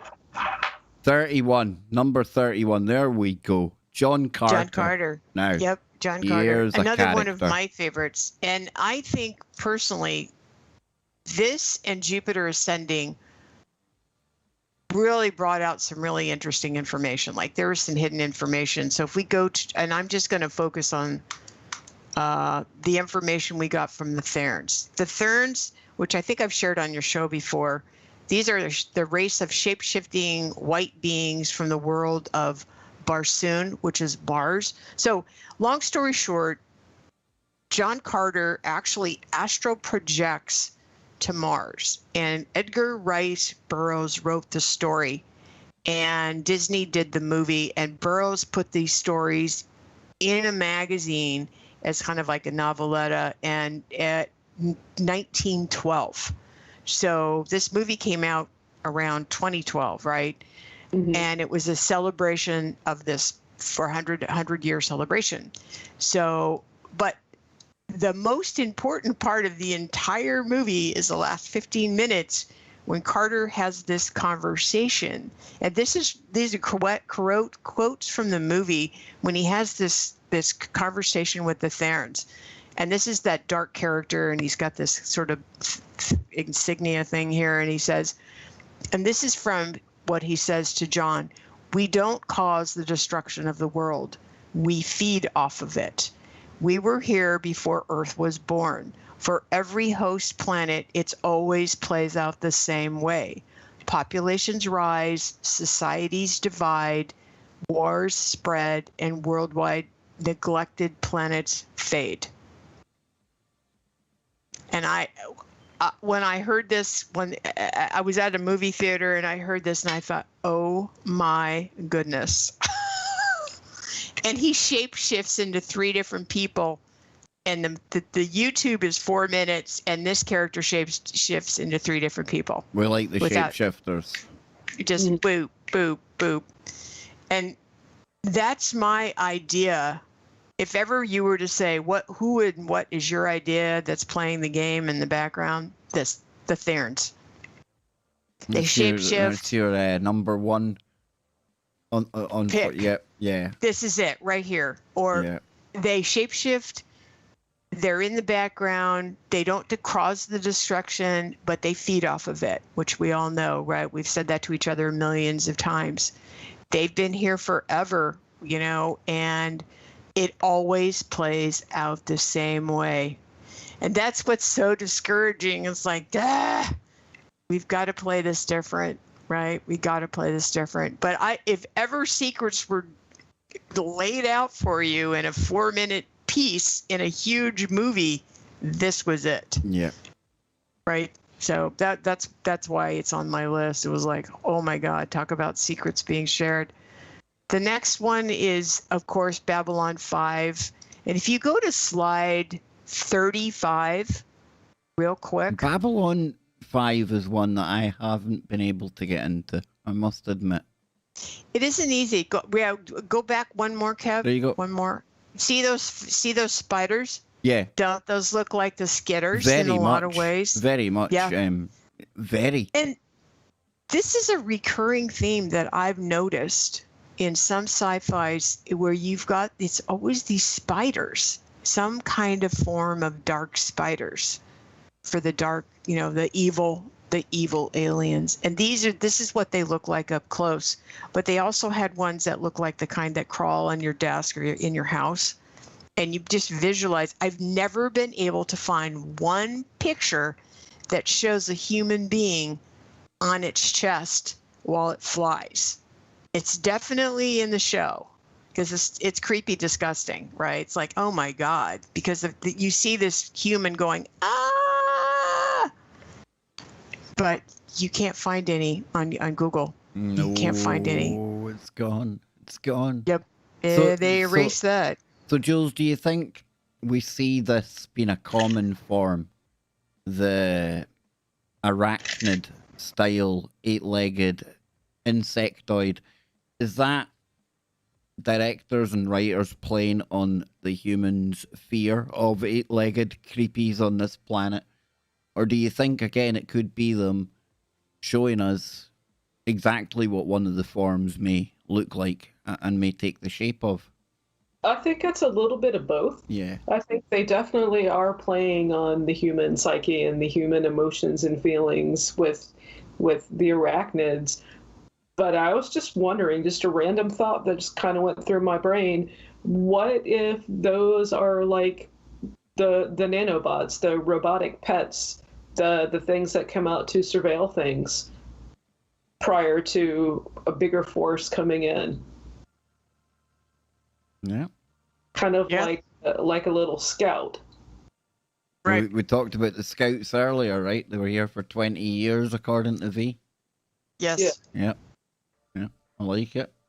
As Yep. long as they don't turn up looking like that, I hold out all hope Well, I mean, for the there- Nordics. The Nordics are definitely number one over this, stepping off the well, there's a spacecraft, right? cicada invasion going on right now in some areas of the United States. Ah, it was and every 17 years, right?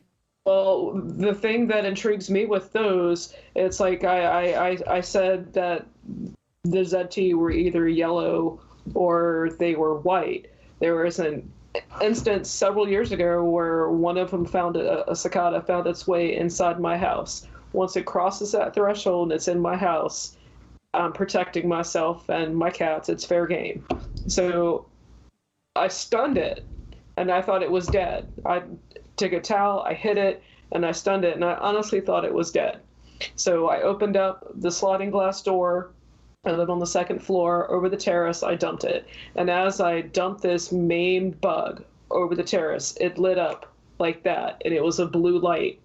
When I threw it over the rail, the blue light went off. So that's why I speculate in my mind that some things aren't always as they seem. I would have never imagined seeing a bug like that would spark blue on its way down before it was going away. That's weird. It's weird things like that just kind of happen to me, that just at that moment they seem so bizarre, they seem so out of place, but as time unfolds, then it becomes relevant, and it does have meaning to something. What that particularly means, I have no idea. I mean, I never thought that I will see blue light coming from a bug, but that makes me think of the skitters and stuff, seeing those, and for me, it's possible. I mean, the cicada could have been coming from somewhere else doing something and had information, a way to relay information, just like those could come and scout. I don't rule it out. This day and time, the world's crazy, cow. I don't rule anything out. The Yeah, world I is think crazy. there's a lot of things happening that maybe we don't even understand. You Yeah. know, that and it's happening so fast. You know, it's like you go from day to day, and it seems like 10 years ago you had 10 things happen. Now you have 500. Mm-hmm. You know, and I'm going to shut my window. Hold on 2 seconds. No problemo. No problemo. Now we're going to come back. Jules, I've not forgotten that you've got a story to share that's related to myself, Donnie, V, all the good stuff. Don't worry, we're going to get back there. But we've got the Babylon 5 one up here. Yeah. Are we to move on now, Nano? Or are you still got? Have we got more from this one? I think basically this is just a soap opera in some ways, or you know, a long series story of trying to have aliens and the military and everybody get along on this like space station. And that was the whole point of it from the very beginning, is to try to maintain peace. And there's a lot of interesting relationships and a lot of interesting events that happen. I'm going to throw one in that I thought was particularly interesting. There's, in the first or second year, there's a battle between a couple of the aliens and the humans, and the aliens stop. because they realize they're actually killing their reincarnated ancestors. No. And they stop the war. And that's the reason they stop it, which I thought was pretty profound and very powerful. Yeah, I was on a show, I can't remember, was it Freaky Friday? We were talking about whether or not the Greys might be us in the future. It was a show recently anyway, yeah. Right, Yeah, I right. hear a lot of people kind of throwing that out there. I think it's an interesting thought. Definitely worthy of talking about, that's for sure. And the last quote from the show is that each of us is a small piece of the universe trying to understand itself. No, so that's there's a lot very true, I think. It is. There's many moments like that, many relationships, and again, there's also some things that go back to V and that whole psychology and all of the things that happened to the U.S. during World War II and all of that stuff in the world. It goes into this as well. There's some events. And the last thing I'll say about this, and this reminds me of some of the things that are going on in our planet right now as well. There's an alien character in this that sells their soul, and they end up being owned by another alien, and that alien attaches itself and owns it. That soul sucker. It is. It's so creepy. You get to watch this thing again, crawl up his arm and attaches to his neck, and that's it, because he sold his soul to the dark side. Oh boy, oh boy. It was chock full of lots and lots and lots of things like that. It's 5 years. It's a 5-year series. So I'm going to try it again because I can't understand why it hasn't. Usually this is the kind of thing I can get into most of it, you know? You know what? It took me a long time to get into it too. I was dumb. The first season was dumb. It was really dumb. The scenes weren't, they didn't have a lot of money. He had to beg for money to even get this series going, you know, et cetera, et cetera. So I think they remastered everything, Kev. So it might be easier to watch now. Yeah. Because it's actually in better shape. So we come to the ultimate. Last and best. The ultimate. No, I done a show with Conspiracy Kyle last week from Conspiracy in the Force podcast. Yes, that was really good. That guy knows his Star Wars, eh?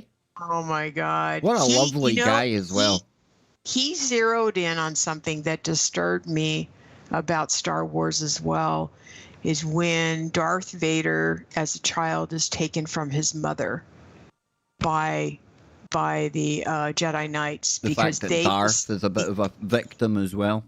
Because they thought they could do a better job than his mother. And the reason she couldn't leave the planet, she would die. They had done some kind of technological connection to her. She was kind of a slave on the planet.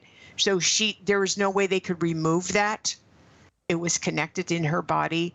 So she couldn't go with her son. But she thinks that they'll offer him a better life. But you just feel like that's where he gets lost. I remember watching that movie, and I have to, up front, I only liked the first 3. I never liked the last 6. I thought the last 6, I watched struggle with them. I struggle with them. Oh my God. But I think that was a pivotal moment, and it was nice to hear that he had picked up on that moment in time as well, because as a mom, I thought, you should never have taken him. They should have come back when he was 18, and that he was old enough to decide, I'll go with you. Because if you go back to Luke is old enough, and his aunt and uncle are dead, right? They're killed. And because Luke first says, no, I have to stay with my aunt and uncle. Well, when they're killed, then he's the one that says, I'm ready now. And he got to make that choice, that life choice, whereas his father did not. You know, how can you make a life choice when you're that young? A lot of these kind of storylines, that they have a familiarity, the way of the characters, and it all ties in with that, the journey, the hero's journey. You find a lot of these characters, they'll have lost a parent in one way, shape, or form. They'll have to overcome some kind of obstacle, something that's put in their way. And again, it all ties in with that archetype of the hero's journey. But I tell you, like you say, Kyle was the first one that really made me pause and look at Darth Vader from a different angle when he was getting into that. Well, that was really interesting. And before we get into the bullet points here, Jules, are you a fan of the entire Star Wars series, or are you the first movies? Do you prefer the new ones? Where do you come in on that? I know enough about Star Wars to know that it's a battle of good versus evil, light versus dark. I have only seen the first three, the original ones. I tried getting into it when they brought out the one with Jar Jar Binks, and it just wasn't for me. I went to the theater to see it on premiere night thinking that I could get into it, and I fell asleep at the movies. So I knew that maybe I shouldn't, maybe that particular one wasn't for me. I mean, and I tried to get into the newer ones. It's just... Lord of the Rings was the one that sent me to sleep at the movies. I think I lasted all of 10 minutes and then boom, I was gone. Yeah. Yeah. I know enough of Star Wars to know the references, but as an overall huge Star Wars fan, obviously I'm a V fan. Yeah, but it's V all the way. And we're going to come back to that in a moment. But Nano, talk us through some of the bullet points you've got here from Star Wars then. I pretty much mentioned them. I mean, again, I am a fan of the first three, and I was so completely blown away by these movies when they came out. It was it seemed like it was ahead of its time, and I'd never been able to get my arms around God. What was God, or what was the God Force? And once you see the Force, feel the Force, Luke, and then he trains with Yoda. And he has to learn to manage his anger and just how he grows as a Jedi Knight. And I just was so inspired by the Luke character, by the Jedi Knight. So I don't know if they meant to program me to be a good person or a better person, but I felt like that's what got fans in the stands, as they say, for these first three movies. It was done with a lot of integrity. It was tongue in cheek, a lot of it. It was fun. The characters were crazy and funny, but you also had the stuff with the father and the son and the evil emperor and the love interest and all this kind of good stuff. But ultimately, it was about friends, family, country, honor, duty, fighting for freedom. Again, it comes down to that. Isn't it? Yeah, definitely. Good yes, versus it does. Evil. Yes, and I think that's why initially we all loved it, and then the rest of these six, it was so convoluted. Yeah, I must admit, me and my boy, we really enjoyed the whole Mandalorian. Yes, we that's really very got different, into that. though. Very different feel.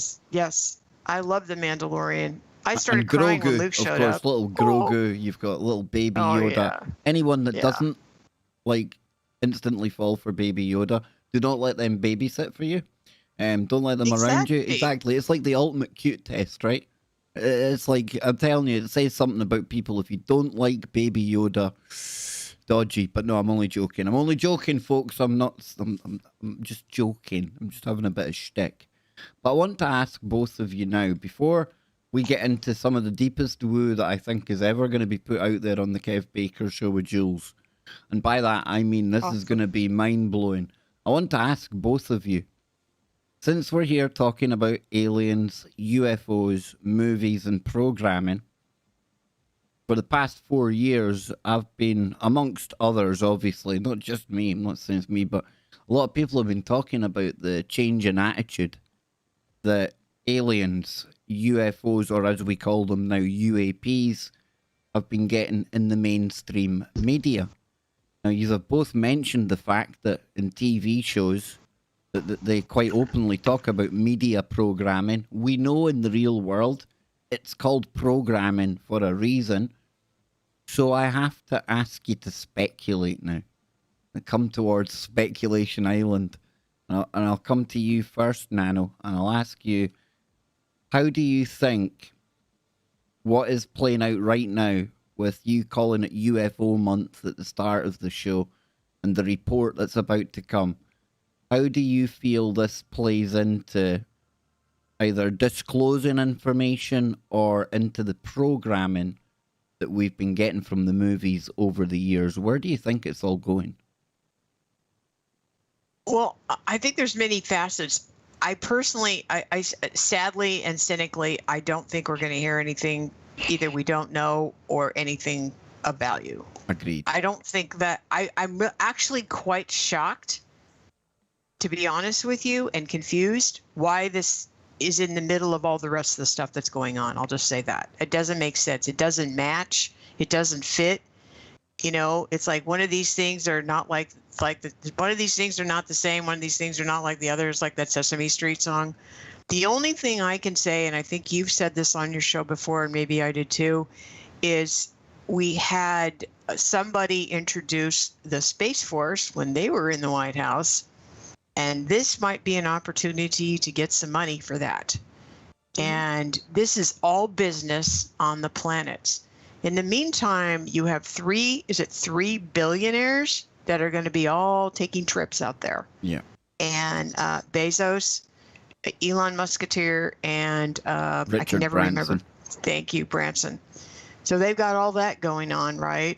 So, and then we're going to be landing on the moon again. We got the space station. We've got the little guys, the little helicopter is on Mars right now. China's busy. Russia's been out there for a really long time.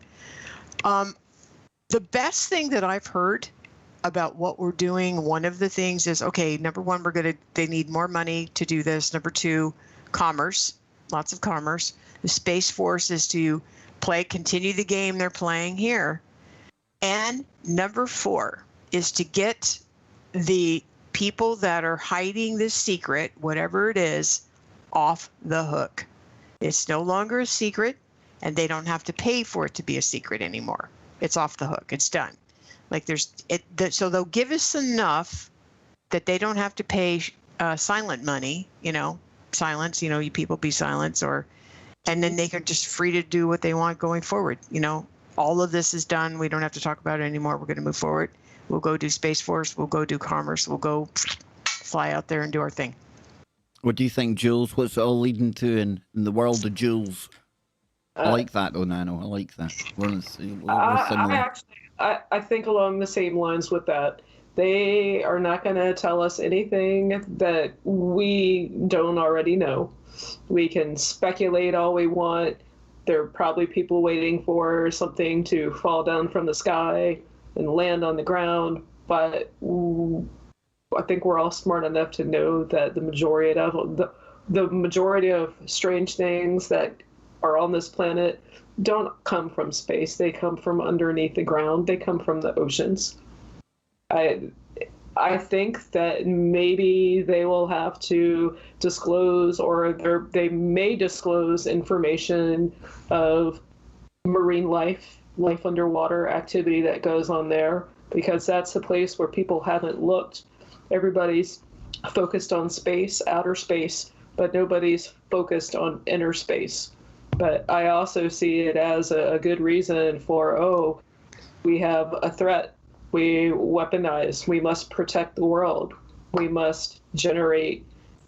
And that's when Space Force does come into play. It's not, a lot of people are probably under the assumption that the Space Force would solely be to protect cybersecurity in that realm, which it would, but they would probably dump money into it for actual space exploration. It's not a crazy idea of a breakaway civilization.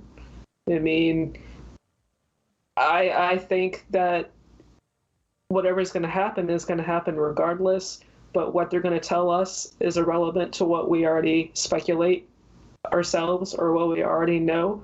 But it does seem really out of place that they would put this disclosure date and attach it to something that happened last year.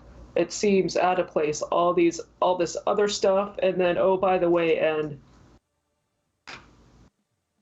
it's way out of place. So anything can happen, and by it being out of place like that, observing everything and seeing what's going on, it does kind of seem like it's staging for something.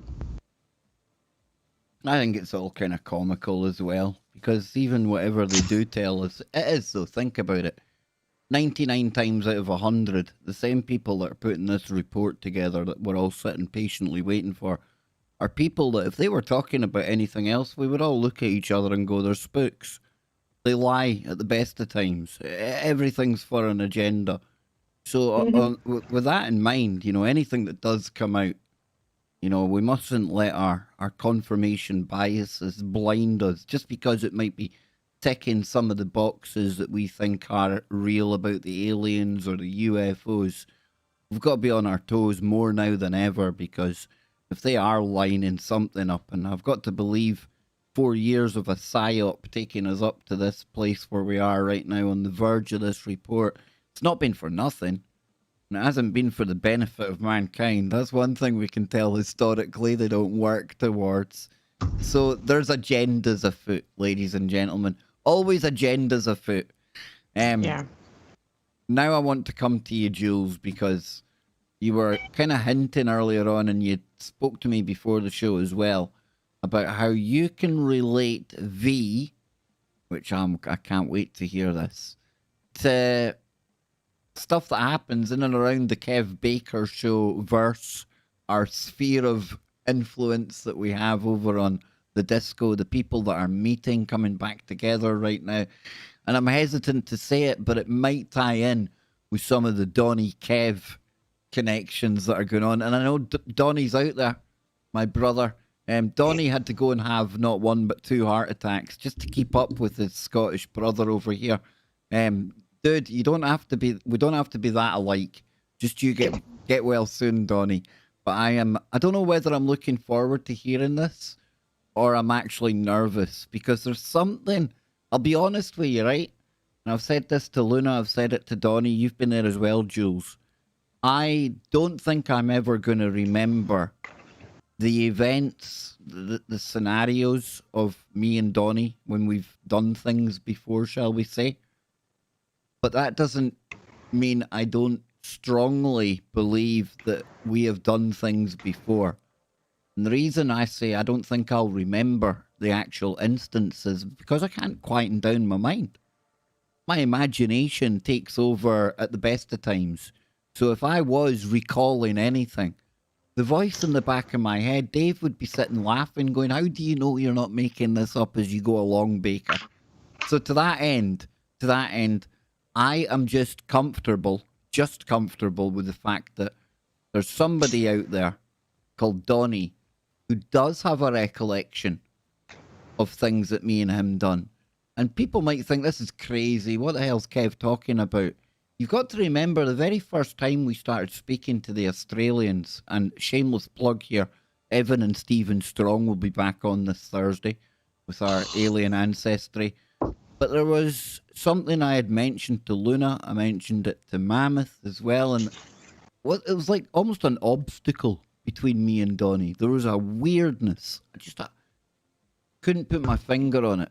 Not a nice familiar, but a familiarity all the same. Something that I wasn't ever used to experiencing before. And it got to me so much, I reached out to people like Luna. I said, what's going on here? I know it's a bit weird, I haven't spoken to Donnie, but there's something weird going on. So, Jules, you've had time to think about all of this. I have. What say you to the whole shenanigans? What's going on here? First, I have to ask if you believe in eternal friendships. Well, I would have to. I can't actually say I've sat and thought about that. Do I think about things like soul families? Do we know people? Do we often walk with them, reincarnate with them? If that's along the same lines, then yeah. Okay. Yeah. So when I was around, let me just say when the original V aired in 1984, I specifically remember having a self-prophecy come to me. I would meet somebody from a certain area named Diana. And I didn't think much about it. Years go by, time ticks, new measures come in, new things are imposed on us. And around that time, it was a lot of time for reflecting, and things come to the surface. And life goes on, and I knew that I would have somebody in my life years ago, like nearly 38 years ago. It wasn't until about 20 years ago we actually met. And I say eternal because I knew this person, I would meet this person by name in the future from a particular area, and recently found out that Diana was the same way. She would know that she would meet somebody in this lifetime. But I have to, that's why I say eternal friends, because if eternal friends didn't, our bond has to be strong enough for us to know each other in this lifetime, specifically by name. So it's huge. I mean, I have always been in the past with Diana, and our future again will be together, some form, some fashion, because literally life is a cycle. You're born into a cycle, your life goes, and you die, and you come back into another cycle. Eternal friends, that's what showed me that eternal friendships do exist. You and Donnie are eternal friends as well. I was listening to the show, the Pentec UFO. Yeah, the Pentec. I was listening to that one, and I was sitting here and I was listening, and for some reason the energy, the vibe, it just resonated with me, and something internally told me, pick up a pen, write this down. So I picked up a pen and I wrote what came to me down as I was doing this. Oh, I'm loving this. This is awesome. See something like this, Nano, where you get an urge to write something down or something like that. That's coming from higher plane type stuff for me. That is download material. I mean, it's gonna sound trivial to you because the meaning has not properly come through. But at that moment, when I wrote down, Donnie showing you is a run. Donnie shooting you is a running joke between you. Your friendship is that old. He was just messing with you in this lifetime. Well, now hang on, Jules, because I shot him. We don't. Donnie will be sitting there like that just now. Hang on a minute. I couldn't remember who shot who. I'm the bad guy. I'm the bad guy. So even though you're the bad guy, the two of you came together in this lifetime and put shenanigans aside for another purpose, another meaning. There's a message that everybody has to get out. It's part of something that's bigger than all of us. We're all a tribe here. We're all a soul tribe. Me, you, NanoGirl, the people in chat, the people in Discord. We are the resistance. We are the ones that are resisting the information that they're putting on us. We are the ones who are establishing communications with one another. We are the ones who are preparing ourselves, and we're telling our friends, we're telling our family, hey, this what to look out for. We're protecting ourselves, we're protecting those we care for, we're establishing communications, and we're reaching other people like us, just like the resistance of V. And when I started out, the whole motto of V itself was to the heroism of the resistance fighters, the past, present, and future. This work is respectfully dedicated. It's, in many ways, for me, everything that's going on right now is a spiritual battle. We've got to use our discernment and not let them divide us and conquer us and make us just and feed off of us. We're here together because we love one another and we want a better future, regardless of what the future brings us, whether it's facial recognition, touchscreen technology. We're here together, so because we're sharing all of our information, because we want our tribe to be armed with the material to carry them through these troubled times today, but it's our spiritual armor that's going to help us win this battle. Wow. Now, Nano, I see you nodding away there. What do you want to add to that? I think that's right on. And I think that was, part of the reason I think we both wanted to put this together, because we felt like the messages that we've gotten, all the program we've gotten, perhaps, really resonates with today. And in a lot of ways, it's a very hopeful message. If you look at all of the ones we picked, at the end, minus the one series, right, from 2009, but the rest of them, it's all about persevering. It's all about family, friends, honor, duty, country, the Constitution, freedom, and humanity. Defending humanity for what humanity is and hanging on to our humanity. And I think that's what this is all about, Kev. This is, all these years they've been, maybe there was some positive programming, maybe this was some of the stuff. I've got to think that when Lucas did the first 3 Star Wars, that had to be God inspired, in my opinion. There were so many beautiful messages in that came from the heart. So many people were moved by that. Starman is another one, Stargate. It's such a hopeful thing to watch this and see humans explore and reach out and go to other planets and, live up to what we all think we're capable of being. And I think that's what this, it actually comes down to, because the heroes are always faced with something that's so overwhelming to them, but they do it anyway. And that's the bottom line, right? At the end of the day, you work through your fear and you do it anyway, or your anger or whatever. And then you come out the other side. You're right. You're right. And coming out the other side at times includes shaking off the conspiratorial and rabbit hole shackles. Yeah. I was talking with Nano before the show, if we keep on going back to the same sources that only want to black pill us and doom pill us and tell us about all the problems that do exist in the world, but if that's all we consume and all we put our energy and our time into, then in a way we start to manifest that. And yet at the same time, I've been given a glimpse into an entirely new perspective that many people have out there that aren't down the rabbit holes with us. Just because people don't share an interest in similar stuff to us, or they're not down rabbit holes with us, doesn't mean they're bad people. They're just playing their game, they're on their journey. And I see a lot of positivity out there looking to the future when I listen to people that aren't coming from a world of conspiratorial stuff all day long. And I've been as guilty as that of anyone. I'm not sitting here to say I'm better than anyone.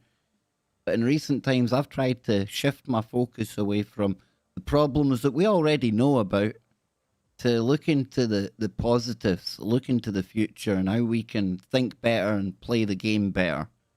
And one of the main messages that I want to really, really hammer home moving forward is, it doesn't matter what anyone thinks out there. We are all in this together, and unity.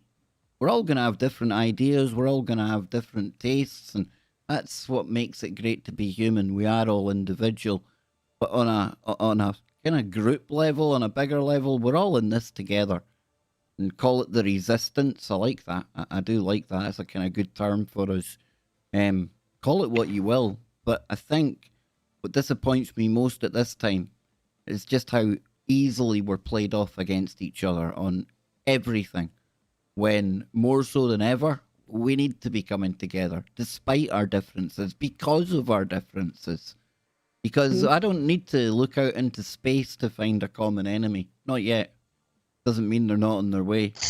But the ones that run this planet, and I do believe at times they're working on behalf of these other entities that probably own this part of space, we can see them. Surely we can all gather around the fact that, like in Star Wars, good against evil, right? Good against evil. It's as simple as that. What side do you want to be on?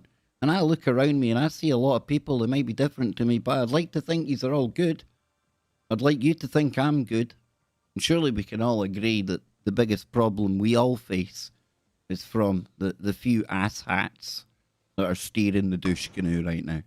So unity, coming together, resistance, whatever you want to call it, that's more important than anything I can think of, because if we think what we've been through in the past 2 or 3 years is anything, I'm telling you, I honestly fear we haven't seen anything yet. And that's not to go full doom pill.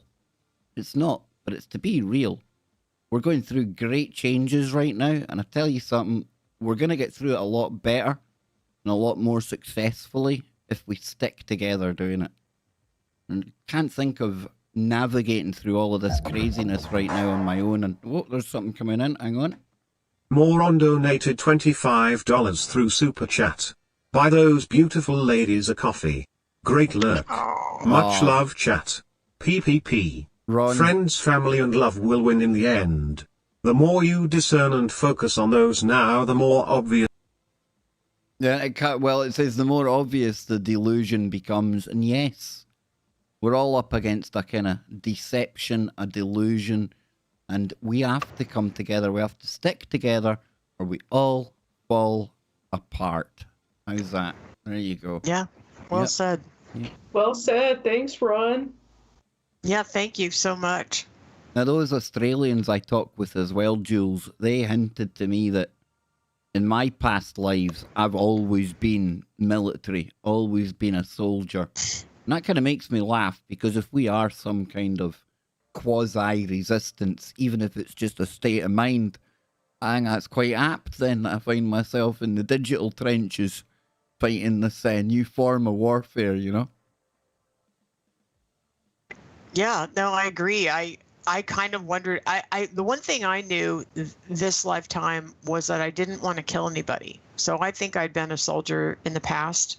There was this very, I'm not against people owning guns, don't get me wrong. I'm just talking about me personally, because the message I got, or it seems like it's written on my soul, is that won't change anything.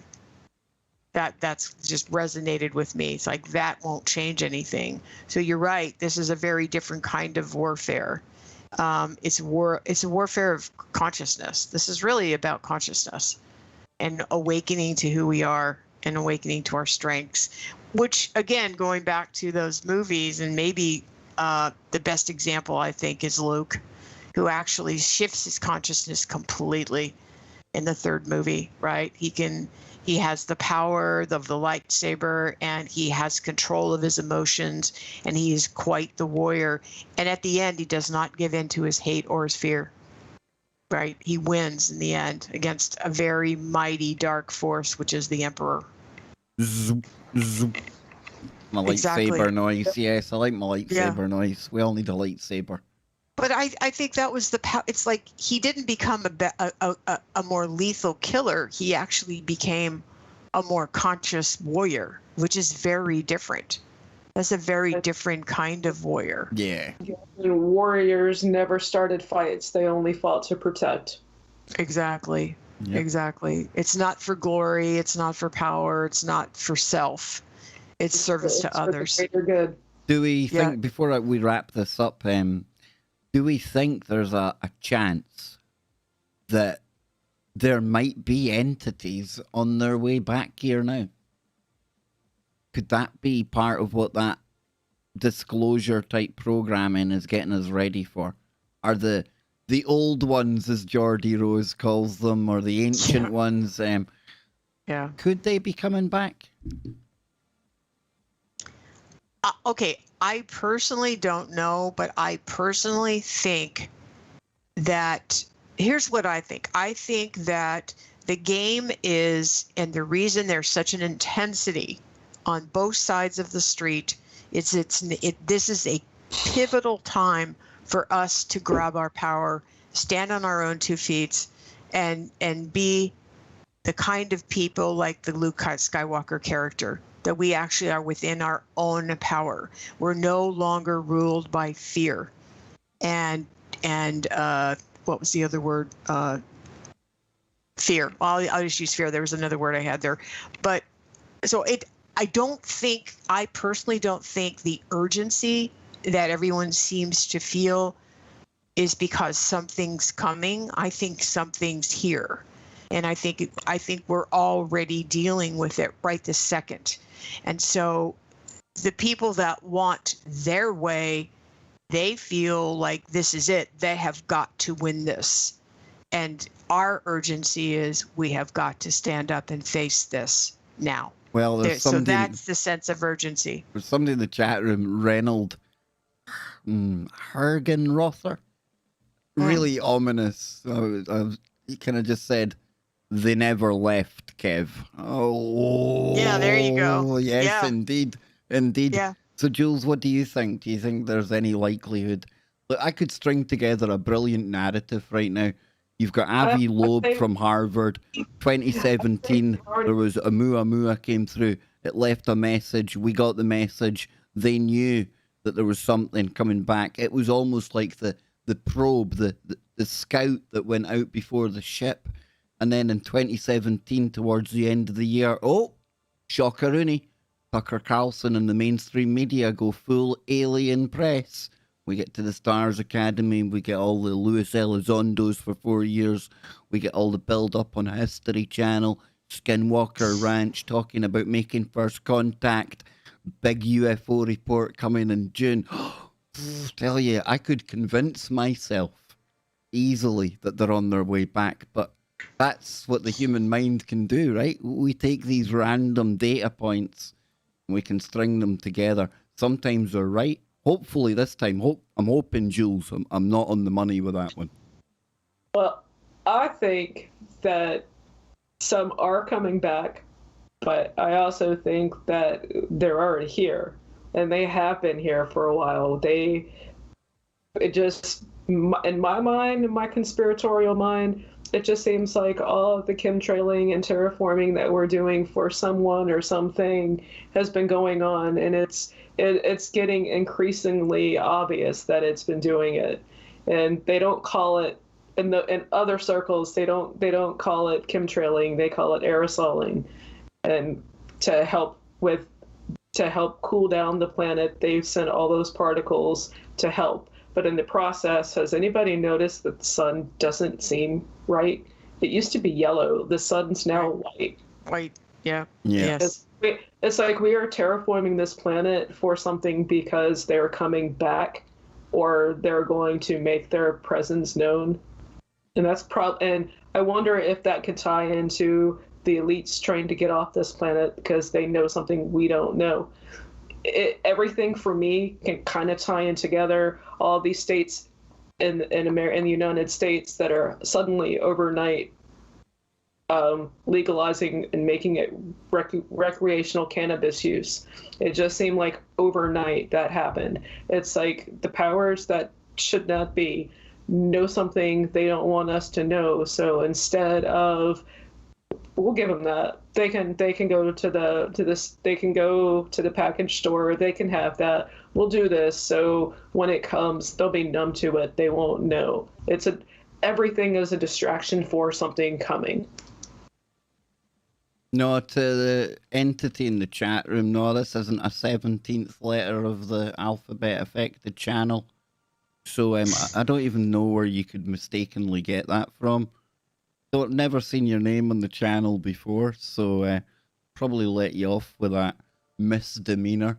How dare you accuse me or any of my guests have been down that rabbit hole? I'm very irked at that. I'm only joking. No, but listen, when I got to that one, it stunk a little, and we're like, no, we're not going in that one. Exactly. It's crap. It was crap from day one. Called it. We found out the characters. We moved on. But listen, this has been absolutely awesome. It did take us a lot longer than what we would have been afforded on the network. So just as always, everything works out just perfectly. Mercury, thank you very much. And that's weird for me to say that because I used to wear Mercury on my head when I used to have the cat badge of the Royal Signals, Mercury, you know, the communicator. So Mercury retrograde, thank you for making it possible to have Jules and Nano for over 2 hours today. It's been absolutely brilliant. We don't tell you out there what's going on in the world. We just give you the pieces. And what you do with them is totally up to you. But remember what I said.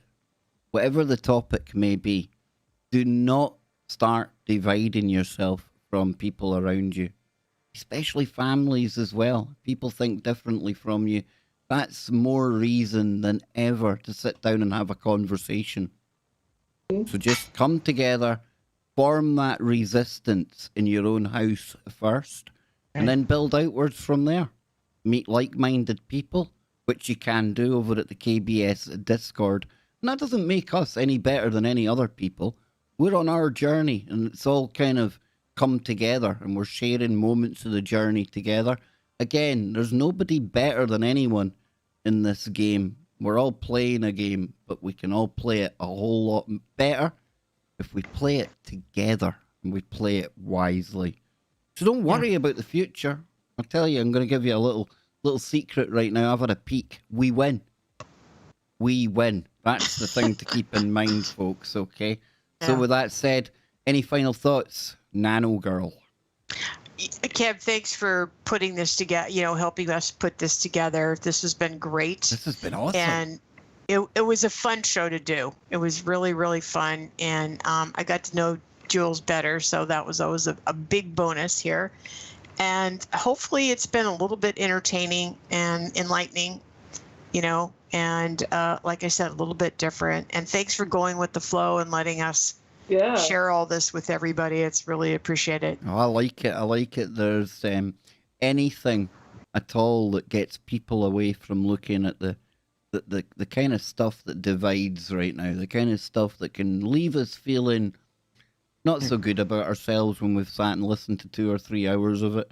Tonight's been absolutely brilliant, as is every Nano night. And you can hear Nano for the immediate future anyway. For the immediate future, for every 2 weeks, she's on the Kev Baker show.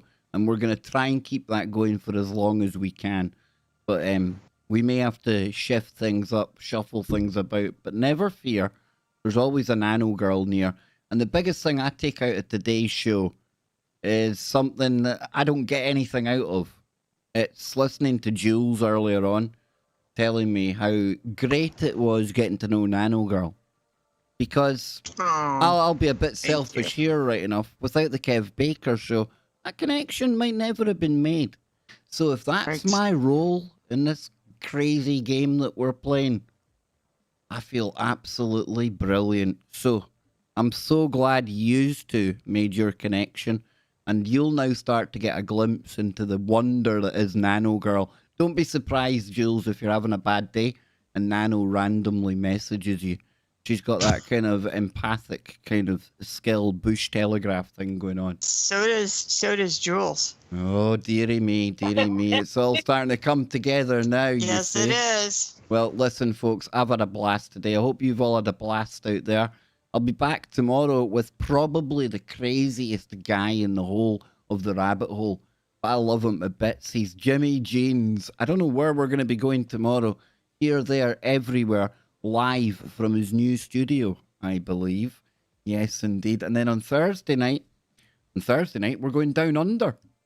That's right, we're going all the way back to Australia for Evan and Stephen Strong. And we will get the latest installment on our alien ancestry, and it'll fit in perfectly with everything we're talking about today. And I hope you can all join me for that. And that's going to be 7 a.m. on Friday morning in Australia.